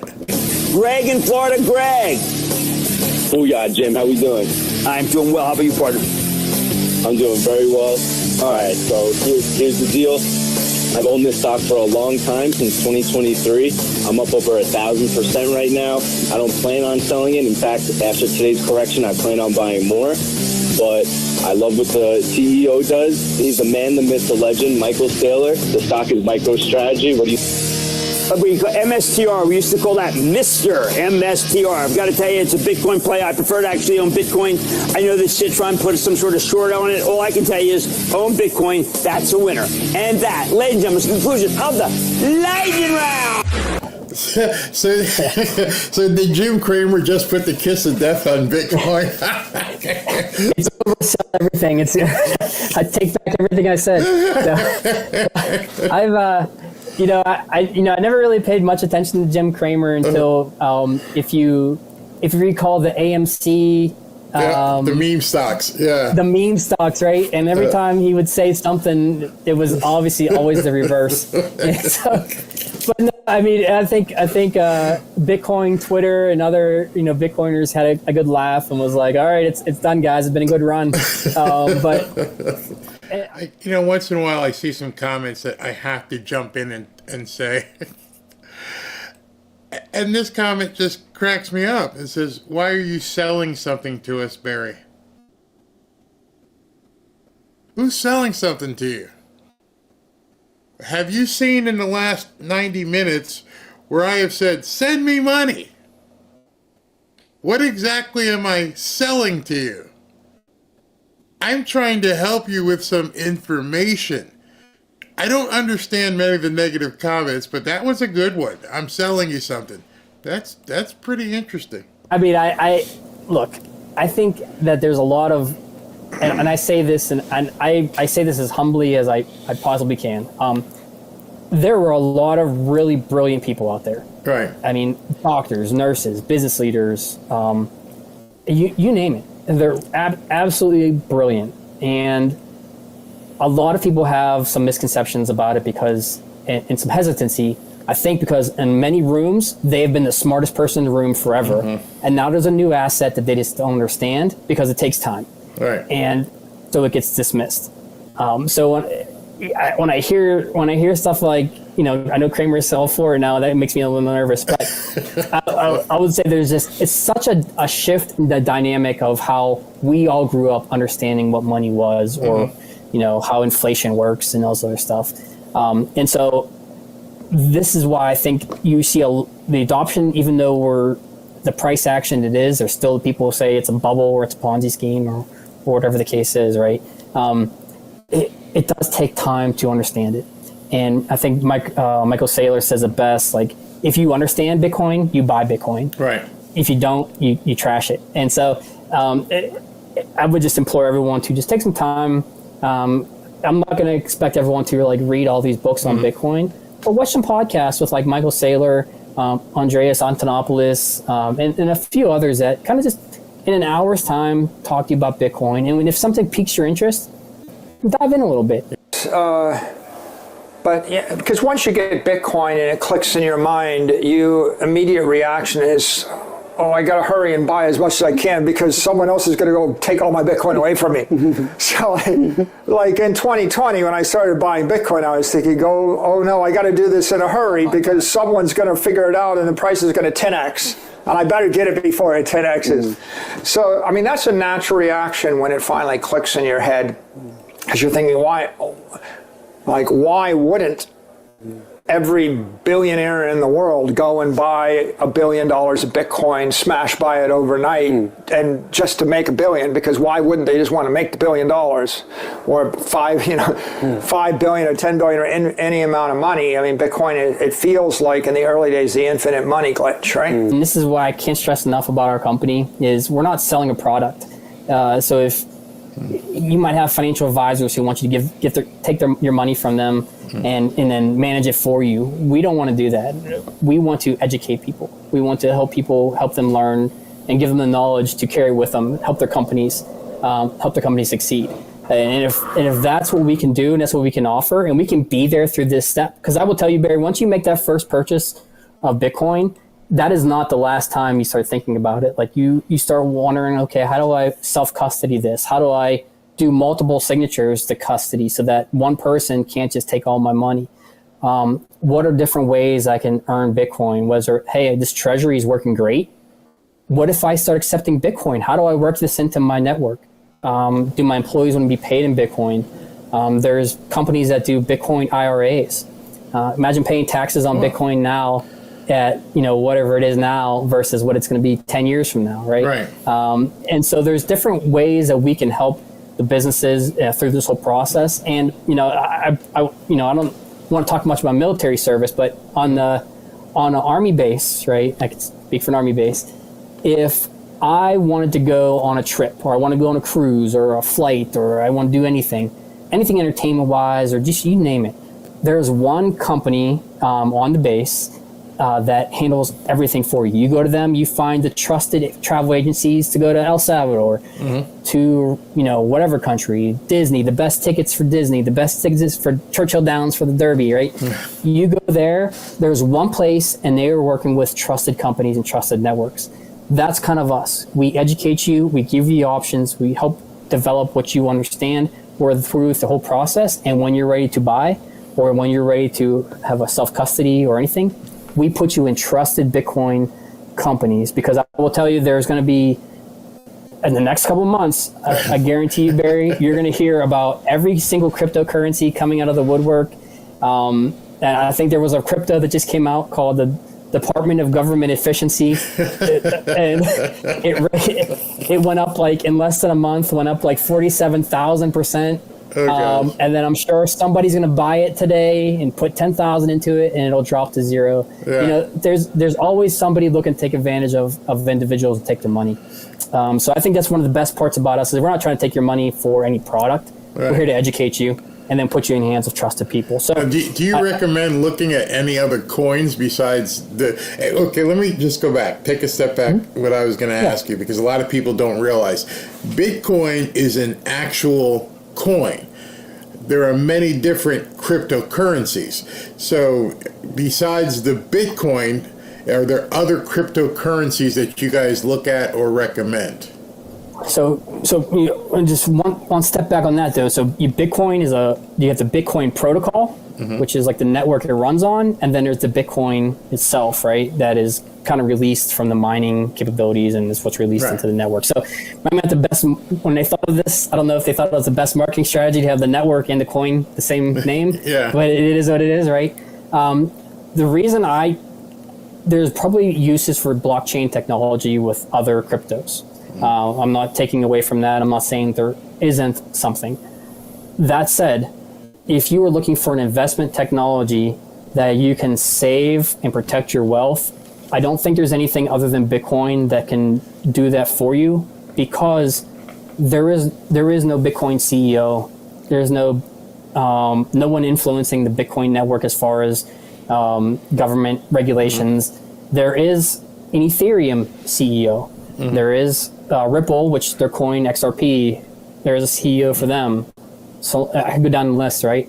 And I will tell you this, and I just to play around to see, I created a coin. I didn't put it on the market. I didn't put it up for sale because I don't want to go to jail for any kind of like regulation. But I made a coin, like, and I didn't put it for sale, but I made a coin. So if I can make a coin, and I am no, expert at crypto, or I'm not Satoshi Nakamoto, whoever created this network.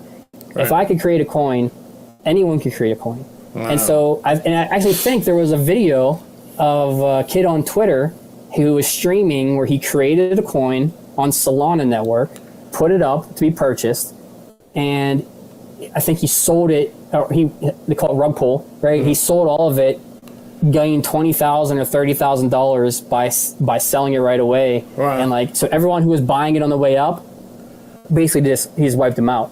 Oh, so if you have kids who are creating these crypto, to me, Bitcoin is the only thing I use. It's the only thing I've ever, I don't say ever. I had the sin of, just like most other people, when they first got into it, because number go up. You see, how can I get rich off this, right? So if you look at other cryptos, I would look at those as gambling tickets, lottery tickets. If you want to save and protect your wealth, you go into Bitcoin. That's just my opinion. And Bitcoin is, as far as I'm tracking, the only one that's viewed as a commodity by the U.S. I think everything else is still currently securities. If you trust somebody else as your CEO to not dump on you and do something like that, then it is what it is. But it's all about risk tolerance, Barry. Well, Joe, you're a wealth of knowledge, obviously, and what I'd like to do is have you back on one of our live shows, because I'm sure it will be rapid fire questions. I mean, we went through like 10 or so here in an hour. Yeah. If I get you on, because I know that I've gotten so many questions about crypto. I'm like, guys, I'm a real estate guy. And what happened was I was on my show and I was like, look, I have Coinbase and I did this, and Coinbase is pretty cool. And I started getting comments from people who were like, no, get out of there. Let me show you the right way. And I'm like, okay, I'm a novice. I'm going to back off. I'm going to bring somebody out who knows what the hell they're talking about. So I know we go live. It's just, you may need an assistant sitting next to you because you'll get so many questions. It's a deal. So we have a consultant in Tampa, so maybe I can bring him down with me. Yeah, I'll just sit next to you. All right, Joe McGee from Sovereign, thank you very, very much for taking out so much time of your day. And I really appreciate you having me on. Thank you so much. Thank you. So, how you guys doing? I'm looking at these comments, I'm going, what is going on? I got people accusing me of selling people stuff. No, there's no button for you to buy anything from Barry. I'm just giving you information. And what I don't understand, I'm going to use my Chinese buffet analogy once again. If you don't like Chinese food or any kind of Asian food, then perhaps you shouldn't go to the Asian, Chinese, Japanese buffet. Some people just don't like sushi, so don't go. But I don't understand sitting in the parking lot looking at other people going in and calling them stupid. I'm seeing so many, it's a couple of the people over and over again, that are calling people who are looking to go into this buffet stupid for even wanting to educate themselves. See, education is free. Doesn't cost you anything. The same way that you can type a dumb comment, somebody can type in something and learn something. Wow, that would actually be phenomenal if people just took the time. If you don't know, don't let ignorance run your life, and say, you know what? I need to find out about this. It's worth finding out. Instead of, just poo-pooing it, maybe look at it, maybe learn. Did you know that there might be a very good chance that you're already invested in Bitcoin and don't even know it? Oh, Barry, what the hell are you talking about? I'm not invested in Bitcoin. Well, you might be. Which banks own Bitcoin? Welcome to the institutional adoption. So, obviously, there are banks who only have money to buy Bitcoin with your deposits. And they're out there buying Bitcoin. Let's see who these banks are. I went ahead and highlighted some of them. And let's go. Here we go. Chase, JP Morgan and Chase owns $206 million in Bitcoin. Morgan Stanley owns $270 million in Bitcoin. Goldman Sachs, $120 million in Bitcoin. BNY Mellon, $170 million in Bitcoin. Barclays, $120.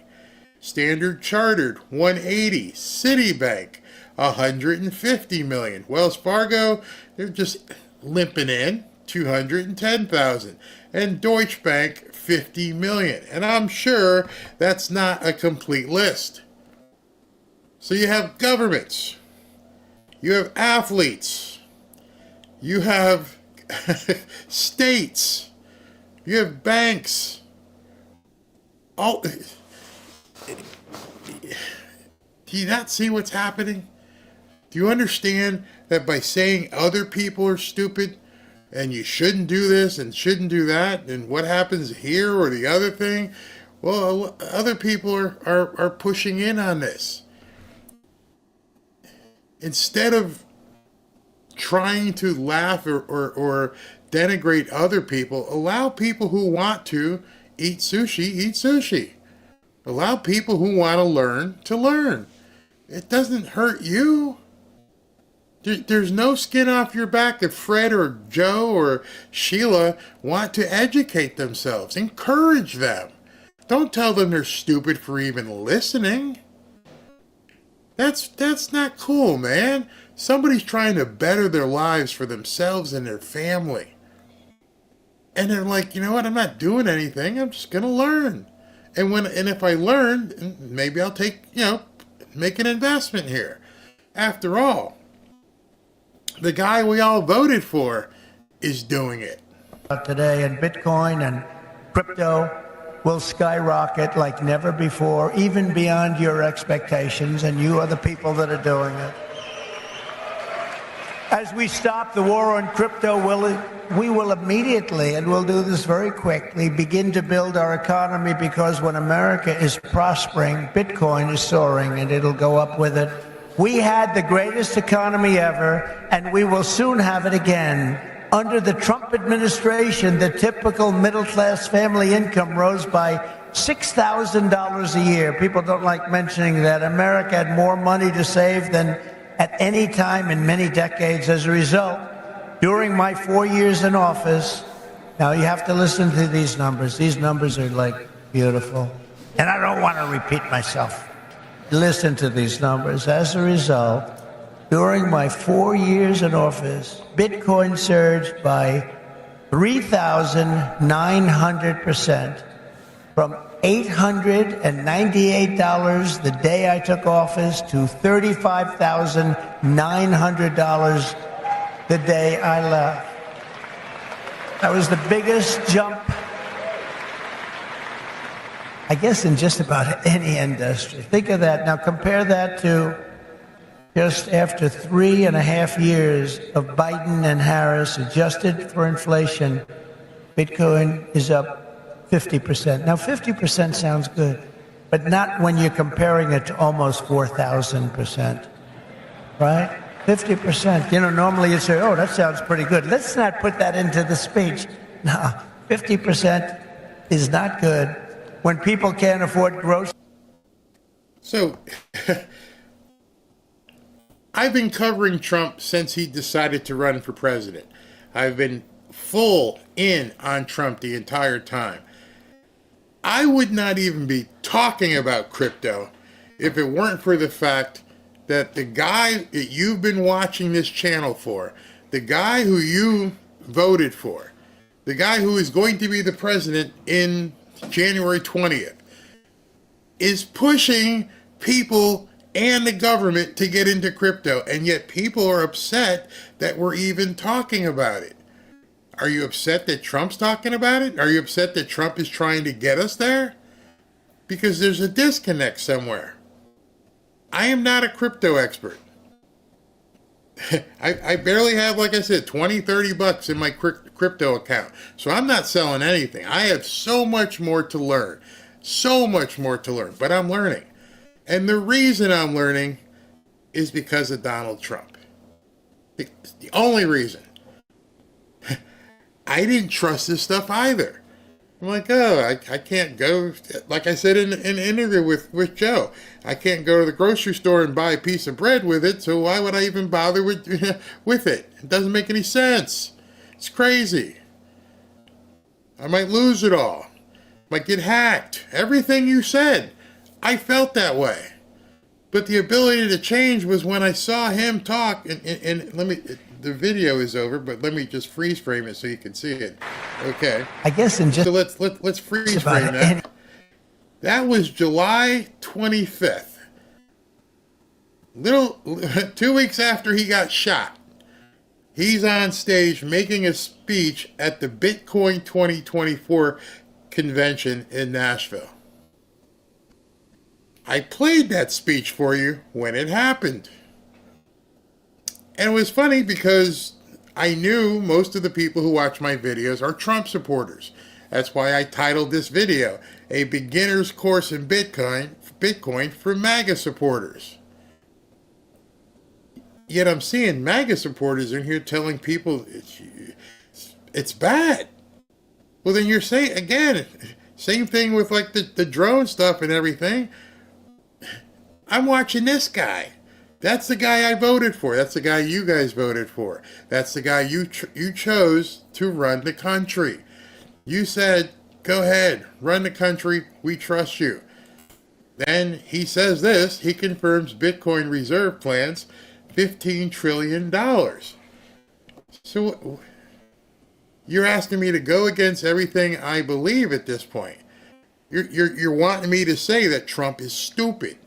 Trump doesn't know what he's doing. I'm aspiring to do what the man I voted for is telling us. Hey, here's an opportunity. So I would just have to wonder, did you vote for Trump but not have as much trust in him as the rest of us did? Because that's what you're telling me.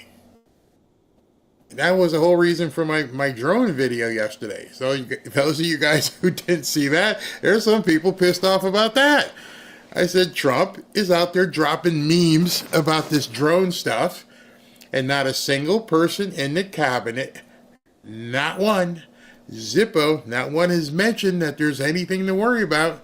So I trust these guys and ladies.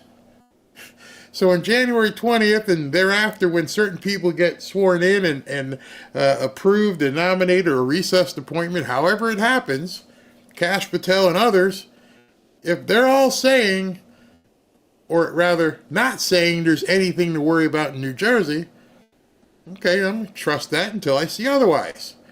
And if they're all saying, hey, listen, we need to look at crypto, then I need to trust them. So I'm sorry if it offends you that I'm bringing somebody on who's talking about crypto, but I'm kind of, like I've always said here in my videos you have watched, I skate to where the puck is going to be, not where the puck is. And if I can see this, and if you can see this, and you see this article, the first word in this article is Trump confirms Bitcoin reserve plans. If you don't believe this is an opportunity, then you don't believe Trump. It's that simple. It is literally that simple. You voted for somebody you don't trust. You're going to have to resolve that in your mind, not me. I'm fine. Hey, the boss says this is something to look at. The boss says he's getting into it big time. Okay, I trust him. I'm going that way. If you're going a different way, that's on you, not me. That's not me. You can really start small. Yeah, it's a lot of small potatoes make great potato soup. Bitcoin doesn't need validation. I'm just educating myself. Let me show you how much I'm not lying. Let me just pull it up and show you how little is in this account and how Barry is playing just to to see, can I learn this? Does it make sense? I think I showed it before. That's when people laughed at me and said, get out of Coinbase and go get a different wallet. And I'm doing that too. But here's my Coinbase thing. There it is. I think you can see the number. 17 bucks. And I've got 10 bucks in cash and $7 in crypto. It's right there. I don't know if you can see it. So I'm just learning too. I am a complete neophyte. And I'm like playing with small dollars just to see what it's like. When I bought my first property, I didn't just go out there and buy a $500,000 house. I didn't know, hey, it's kind of weird. I don't know what I'm doing. So let me get with somebody who does and get taught how to make this stuff happen. So all I'm doing is bringing you information because the boss man said this is where he's headed. So if he's headed that way, and I'll say it again, not to beat a dead horse, but if I trust him and I voted for him and I went all in with this channel on him and had nothing but good things to say with him and watched him almost get shot on July 13th and said, this is the guy I want to lead this country, and I pulled the lever or pushed the button, whatever, and voted for him on November 5th, and he won, and I'm excited, and I'm still doing this, and he's saying he's going to put $15 trillion in Bitcoin, and he makes a speech on a Bitcoin conference saying this is where we're going to do, I want everyone to be prosperous, then I'm going to do it. If you choose not to, that's on you. You don't have to risk anything. Put in $20 and see if you can learn. That's all I'm doing. I spend more than $20 if I go, get gas. For me, it boils down to no money to do squat. Sure you do. Sure. I'm positive you do. Like I said, I just showed you. I got $17 in that account. $17 so I can see, when I do it, what I'm doing is, okay, see, here's my phone, here's my account. What I'm looking at is the chart. What kind of things are happening? Why are things going a certain way? And then I can look and see the information on it. And if I go here, this is one day, and this is a week, and you can see it's red, so it went down in a week. But then if you look at a month, it's up for the month. It's green. So I'm just learning the charts. It's not something you have to go in and put a whole lot of money in. There's literally, in cash, it was $10. And so the $10 that I put in turned into 17. Wow, Barry, if you had put in 1,000, you would have made more money. Nope, not ready. Don't know what I'm doing. So some live on a strict budget. Yeah, but I'm sure that, you know what? You can live on whatever budget you have in place that's very strict, but you can choose to say, you know what? In my budget right now is I have $20 for a haircut. I'm going to do your wife math real quick here. So I'm going to skip my haircut this month. I might look a little shaggy, but I'm going to put $20 into crypto. You're still within that budget. Or you may say, listen, I'm going to take $10 from my haircut, and I may take $7 from my groceries. And now I've got 17 like Barry. There's no excuses. It's not going to survive. The internet will crash. Oh my God. Oh. Seriously? Come on, Joan. It's not going to survive the internet. Put it this way. If the internet crashes, you got a lot more to worry about than Bitcoin. I'm just saying. If the internet crashes, it's over. Okay? I'm telling you right now, everything runs on the internet. The cloud is everything. Every single terminal at your grocery store, every single terminal at the gas station, your bank, it's all internet. So if you're worried about the internet crashing and then, oh my God, it's not going to survive, then might want to learn how to live like the Amish live, huh? Which app are you using? I'm currently using Coinbase, but I'm going to be moving to River. Somebody says, what's wrong with Coinbase?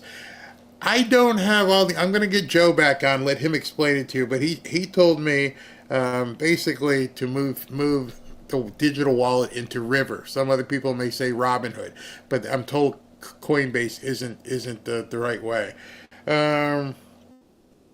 Let's see, Bear. I'm glad you brought this up.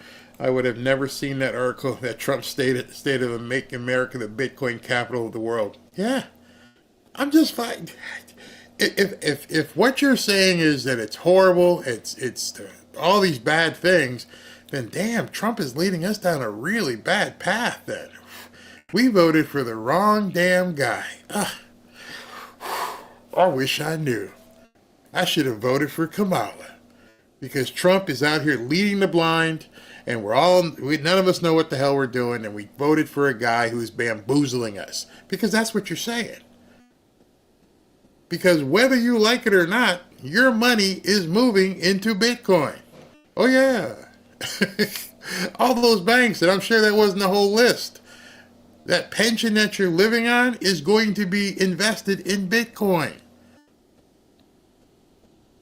Walk into whoever it is you're getting, if you're a teacher, whatever you're getting a pension from, your Social Security. If you don't think they're going to be doing some stuff in the background to try and generate more money. So maybe I'm... All right, I got to believe right now, you're a bot. You're a bot. Oh man, you're definitely a bot. You didn't vote for Trump, did you? There's no way. You got me. Coinbase is owned by a company, and they can decide your reimbursement or increase rate. Okay, so that's maybe why he said go to River. If 100 breaks the bank, spend 5. I love to play poker. Love. And I'll look at my own personal budget and go, should I go down and play poker tonight? And I'm like, nope, I got to do something else. I got to do this or got to do that. No, you don't go. Same thing. Just like Wes says, if 100 is too much, start with 5. Learn it. Just learn. Oh, okay. I can see the thing go. It's still going to move up and down based upon whatever investment you do. I mean, we just heard somebody said that, possibly 3 to 7% of your holdings, 3%. So if you do $1,000 a month, if you're on a fixed income and you're only making $1,000 a month, yeah, what's 3%? 10%, it would be it'd be $30. Don't worry about that. Henry Ford once said, whether you think you can or you think you can't, you're probably right. Yep, absolutely. And Snow Eagle, what you said here, maybe I'm the fool. Maybe Joan is telling us all that vote for him, but don't trust him. Because he's about to do something a lot of people seem like they don't think is the right move. Then we voted for the wrong guy. That's what you guys are saying. You realize that? Very correct, man. Thank you for the belly laugh. I mean, I don't want to give people a hard time. Okay, so there we go. Trump listened to some idiot. Bingo. Okay, that's. I'm just gonna call it right there. I am so done. I am so done. You voted for someone who you think listens to idiots. Okay. Ooh. Oh my God. This is too much. Barry, you're a nice man. Leave these people alone. They are stuck in the past. It's going to be left in the Bitcoin. I was fine until they're telling me Trump made mistakes. Trump listened to some stupid people. Oh, boy. Okay.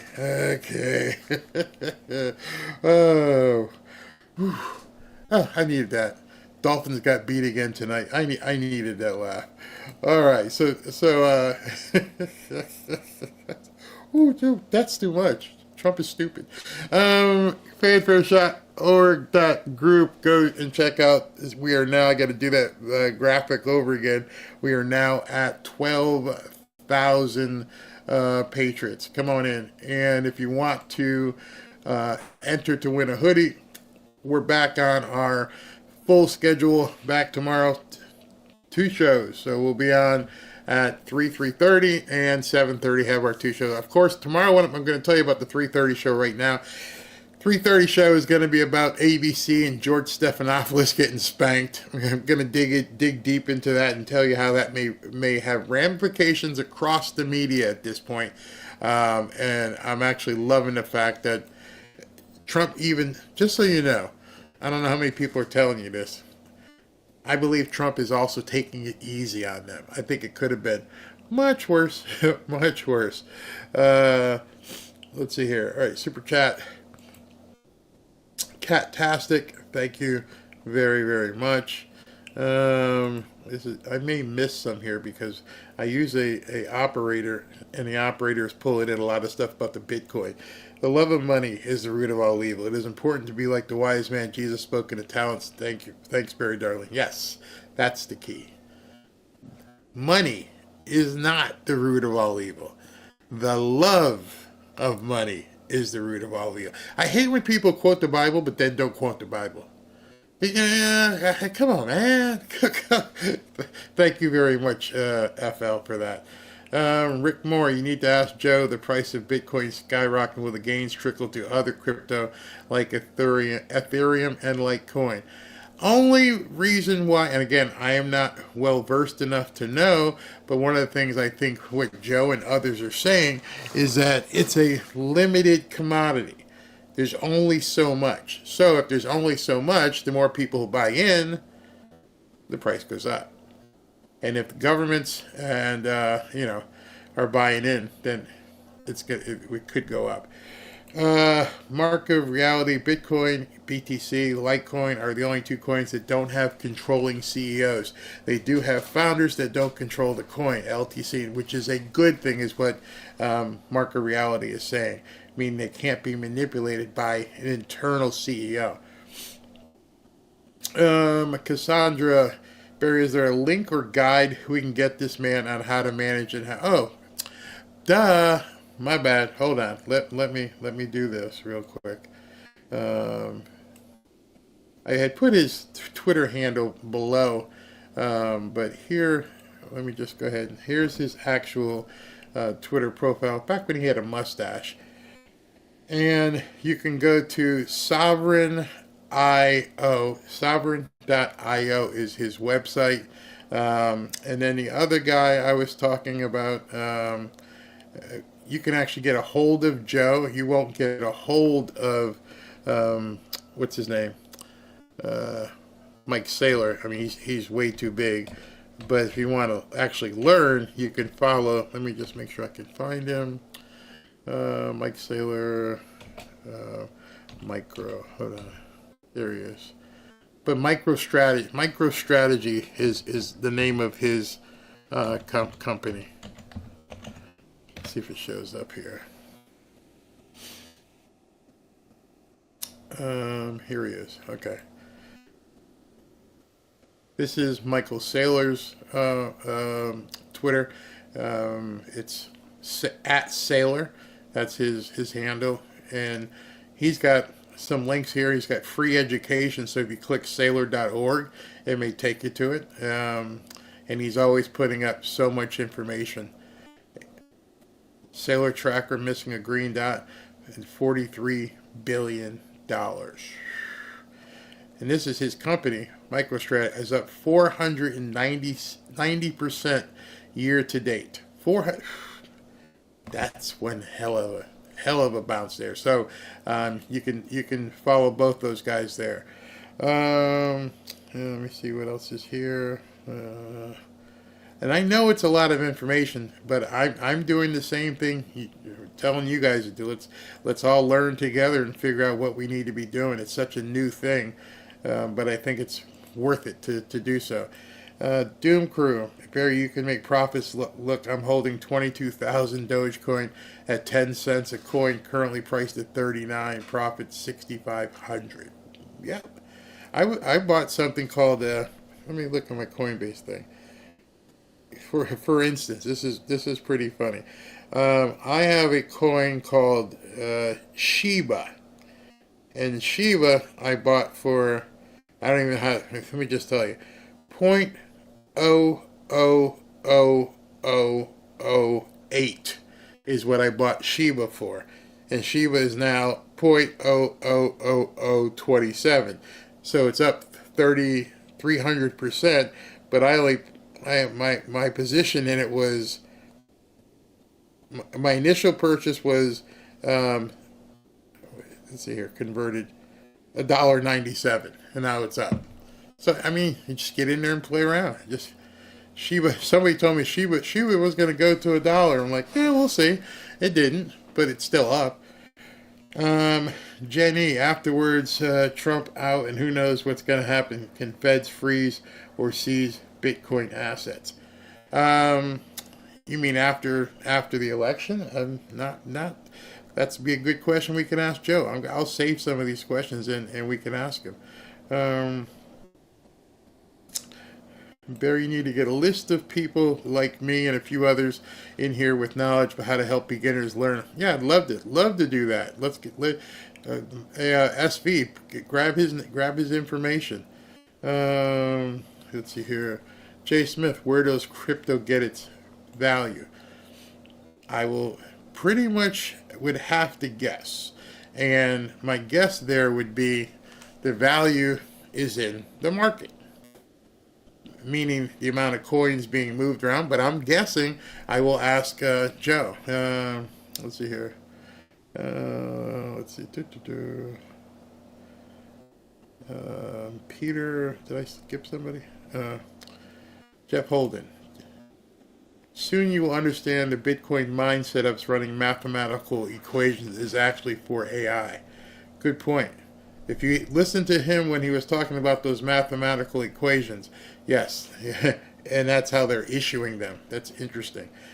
Peter Ulrich, I've never heard anyone coherently define what a Bitcoin is and what is the objective basis of valuation. It looks like a Ponzi scheme. Now, the Bitcoin, I'd have to rewind it to you, but he mentioned it in the video. I'm not going to even try to summarize what he said, but if you go back, he actually, because I asked him the question, what is Bitcoin? And he actually says it right there. He gives a very defined answer as to what it is. And in terms of being a big Ponzi scheme, one of the things that you have to have that's kind of interesting is, for this to be a Ponzi scheme, why would Trump be putting the country into this?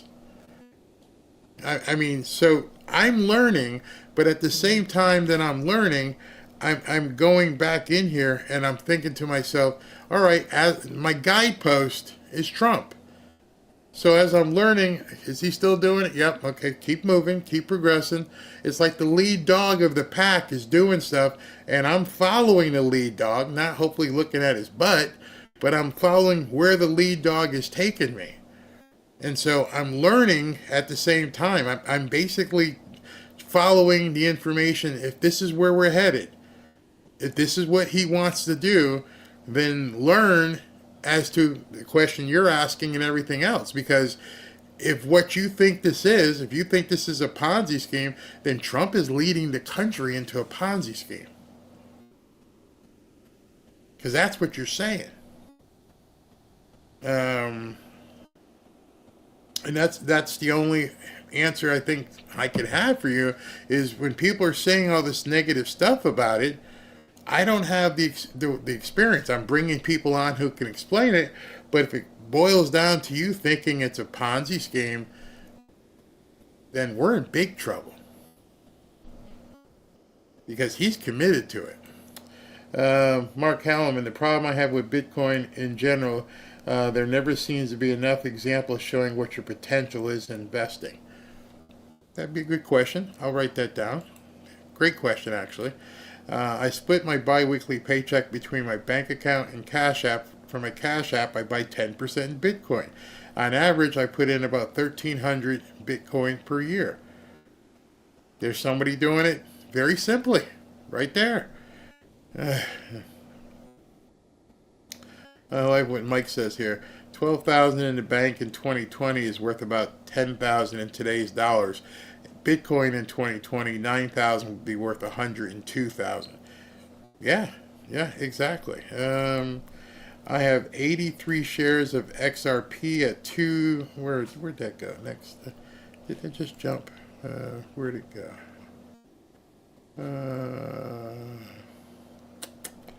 Which page is that? I was just reading that. Okay. I have 83 shares of XRP at 230 a share. You think it may go up higher? And also, I took your advice and bought silver and gold. 100. Oh, somebody had asked a question. Good job, by the way. Somebody had asked a question. And they said, why are you talking about this when you're talking also about gold and silver? Very simple. Diversification. You see, I've told you I'm a real estate guy, but I diversify so that everything isn't in one basket if poop hits the fan. Move stuff around. Remember that lady I showed you at the very, very beginning? She said, how much should you put in Bitcoin? She's advising her clients between 3 and 10%. So it's just diversification. Yeah, make sure that you're doing as much as you can. Hopefully you're not just sitting on cash, but you're actually buying gold and silver at the same time. You know what I mean? Make sure you have this stuff. It's just this diversification. So that question was a good question. Why are you saying, yeah, just move it around. Percent here, certain percentage here, or certain percentage there. I mean, literally, what Donald says right here. I split my bi-weekly paycheck between my bank account and Cash App. From my Cash App, I buy 10% in Bitcoin. He's diversifying. That's the very nature of diversification. Let me continue to find. That's him. Sorry, I'm going back. Okay. All right, so I'm on the right page right now. Mark Holloman, thank you very much. Robert Vasquez, sir, I'm old school and believe we should strengthen our paper money and coins, not go electronics. No one understands, then don't do it. I'm being completely honest with you. If it's not something you're comfortable with, don't do it. When I told you about, and I mentioned my, I won't say mentor, but the guy I used to work with, who's a billionaire right now. I said that he buys trailer parks. A lot of people I know don't like trailer parks. There might be a maintenance headache. That's what he loves. Understanding by diversifying or hedging your bets and doing different things, you're going to find things that you like. I love real estate. I love everything about real estate. I'm not a used car dealership. I don't buy and trade cars. I don't buy and trade collectible sports cards. I like real estate. So you have to settle into what you feel comfortable with. And that's a matter of fact. Oh, Jenny, thank you very, very much. Thank you for that. That's awesome.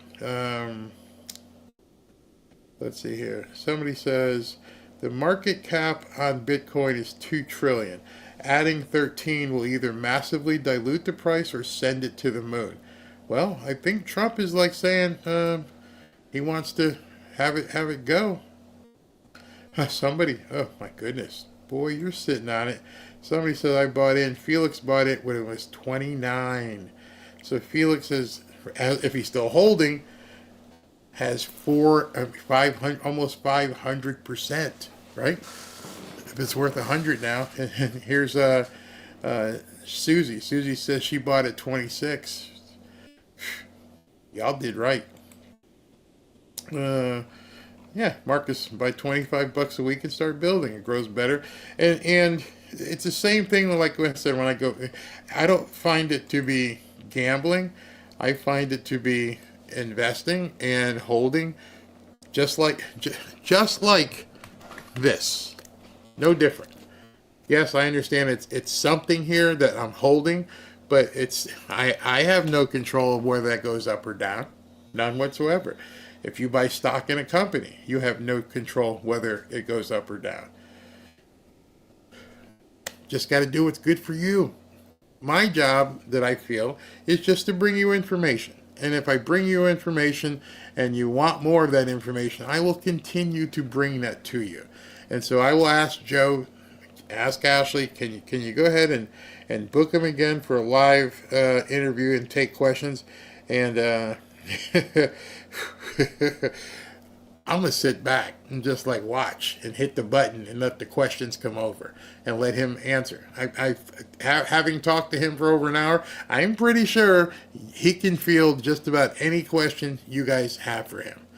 MV just said to me that BLS Doom Crew is now in the fanfare community, and so he's going to be posting about crypto. So go ahead and get over there and join. And look up BLS Doom Crew.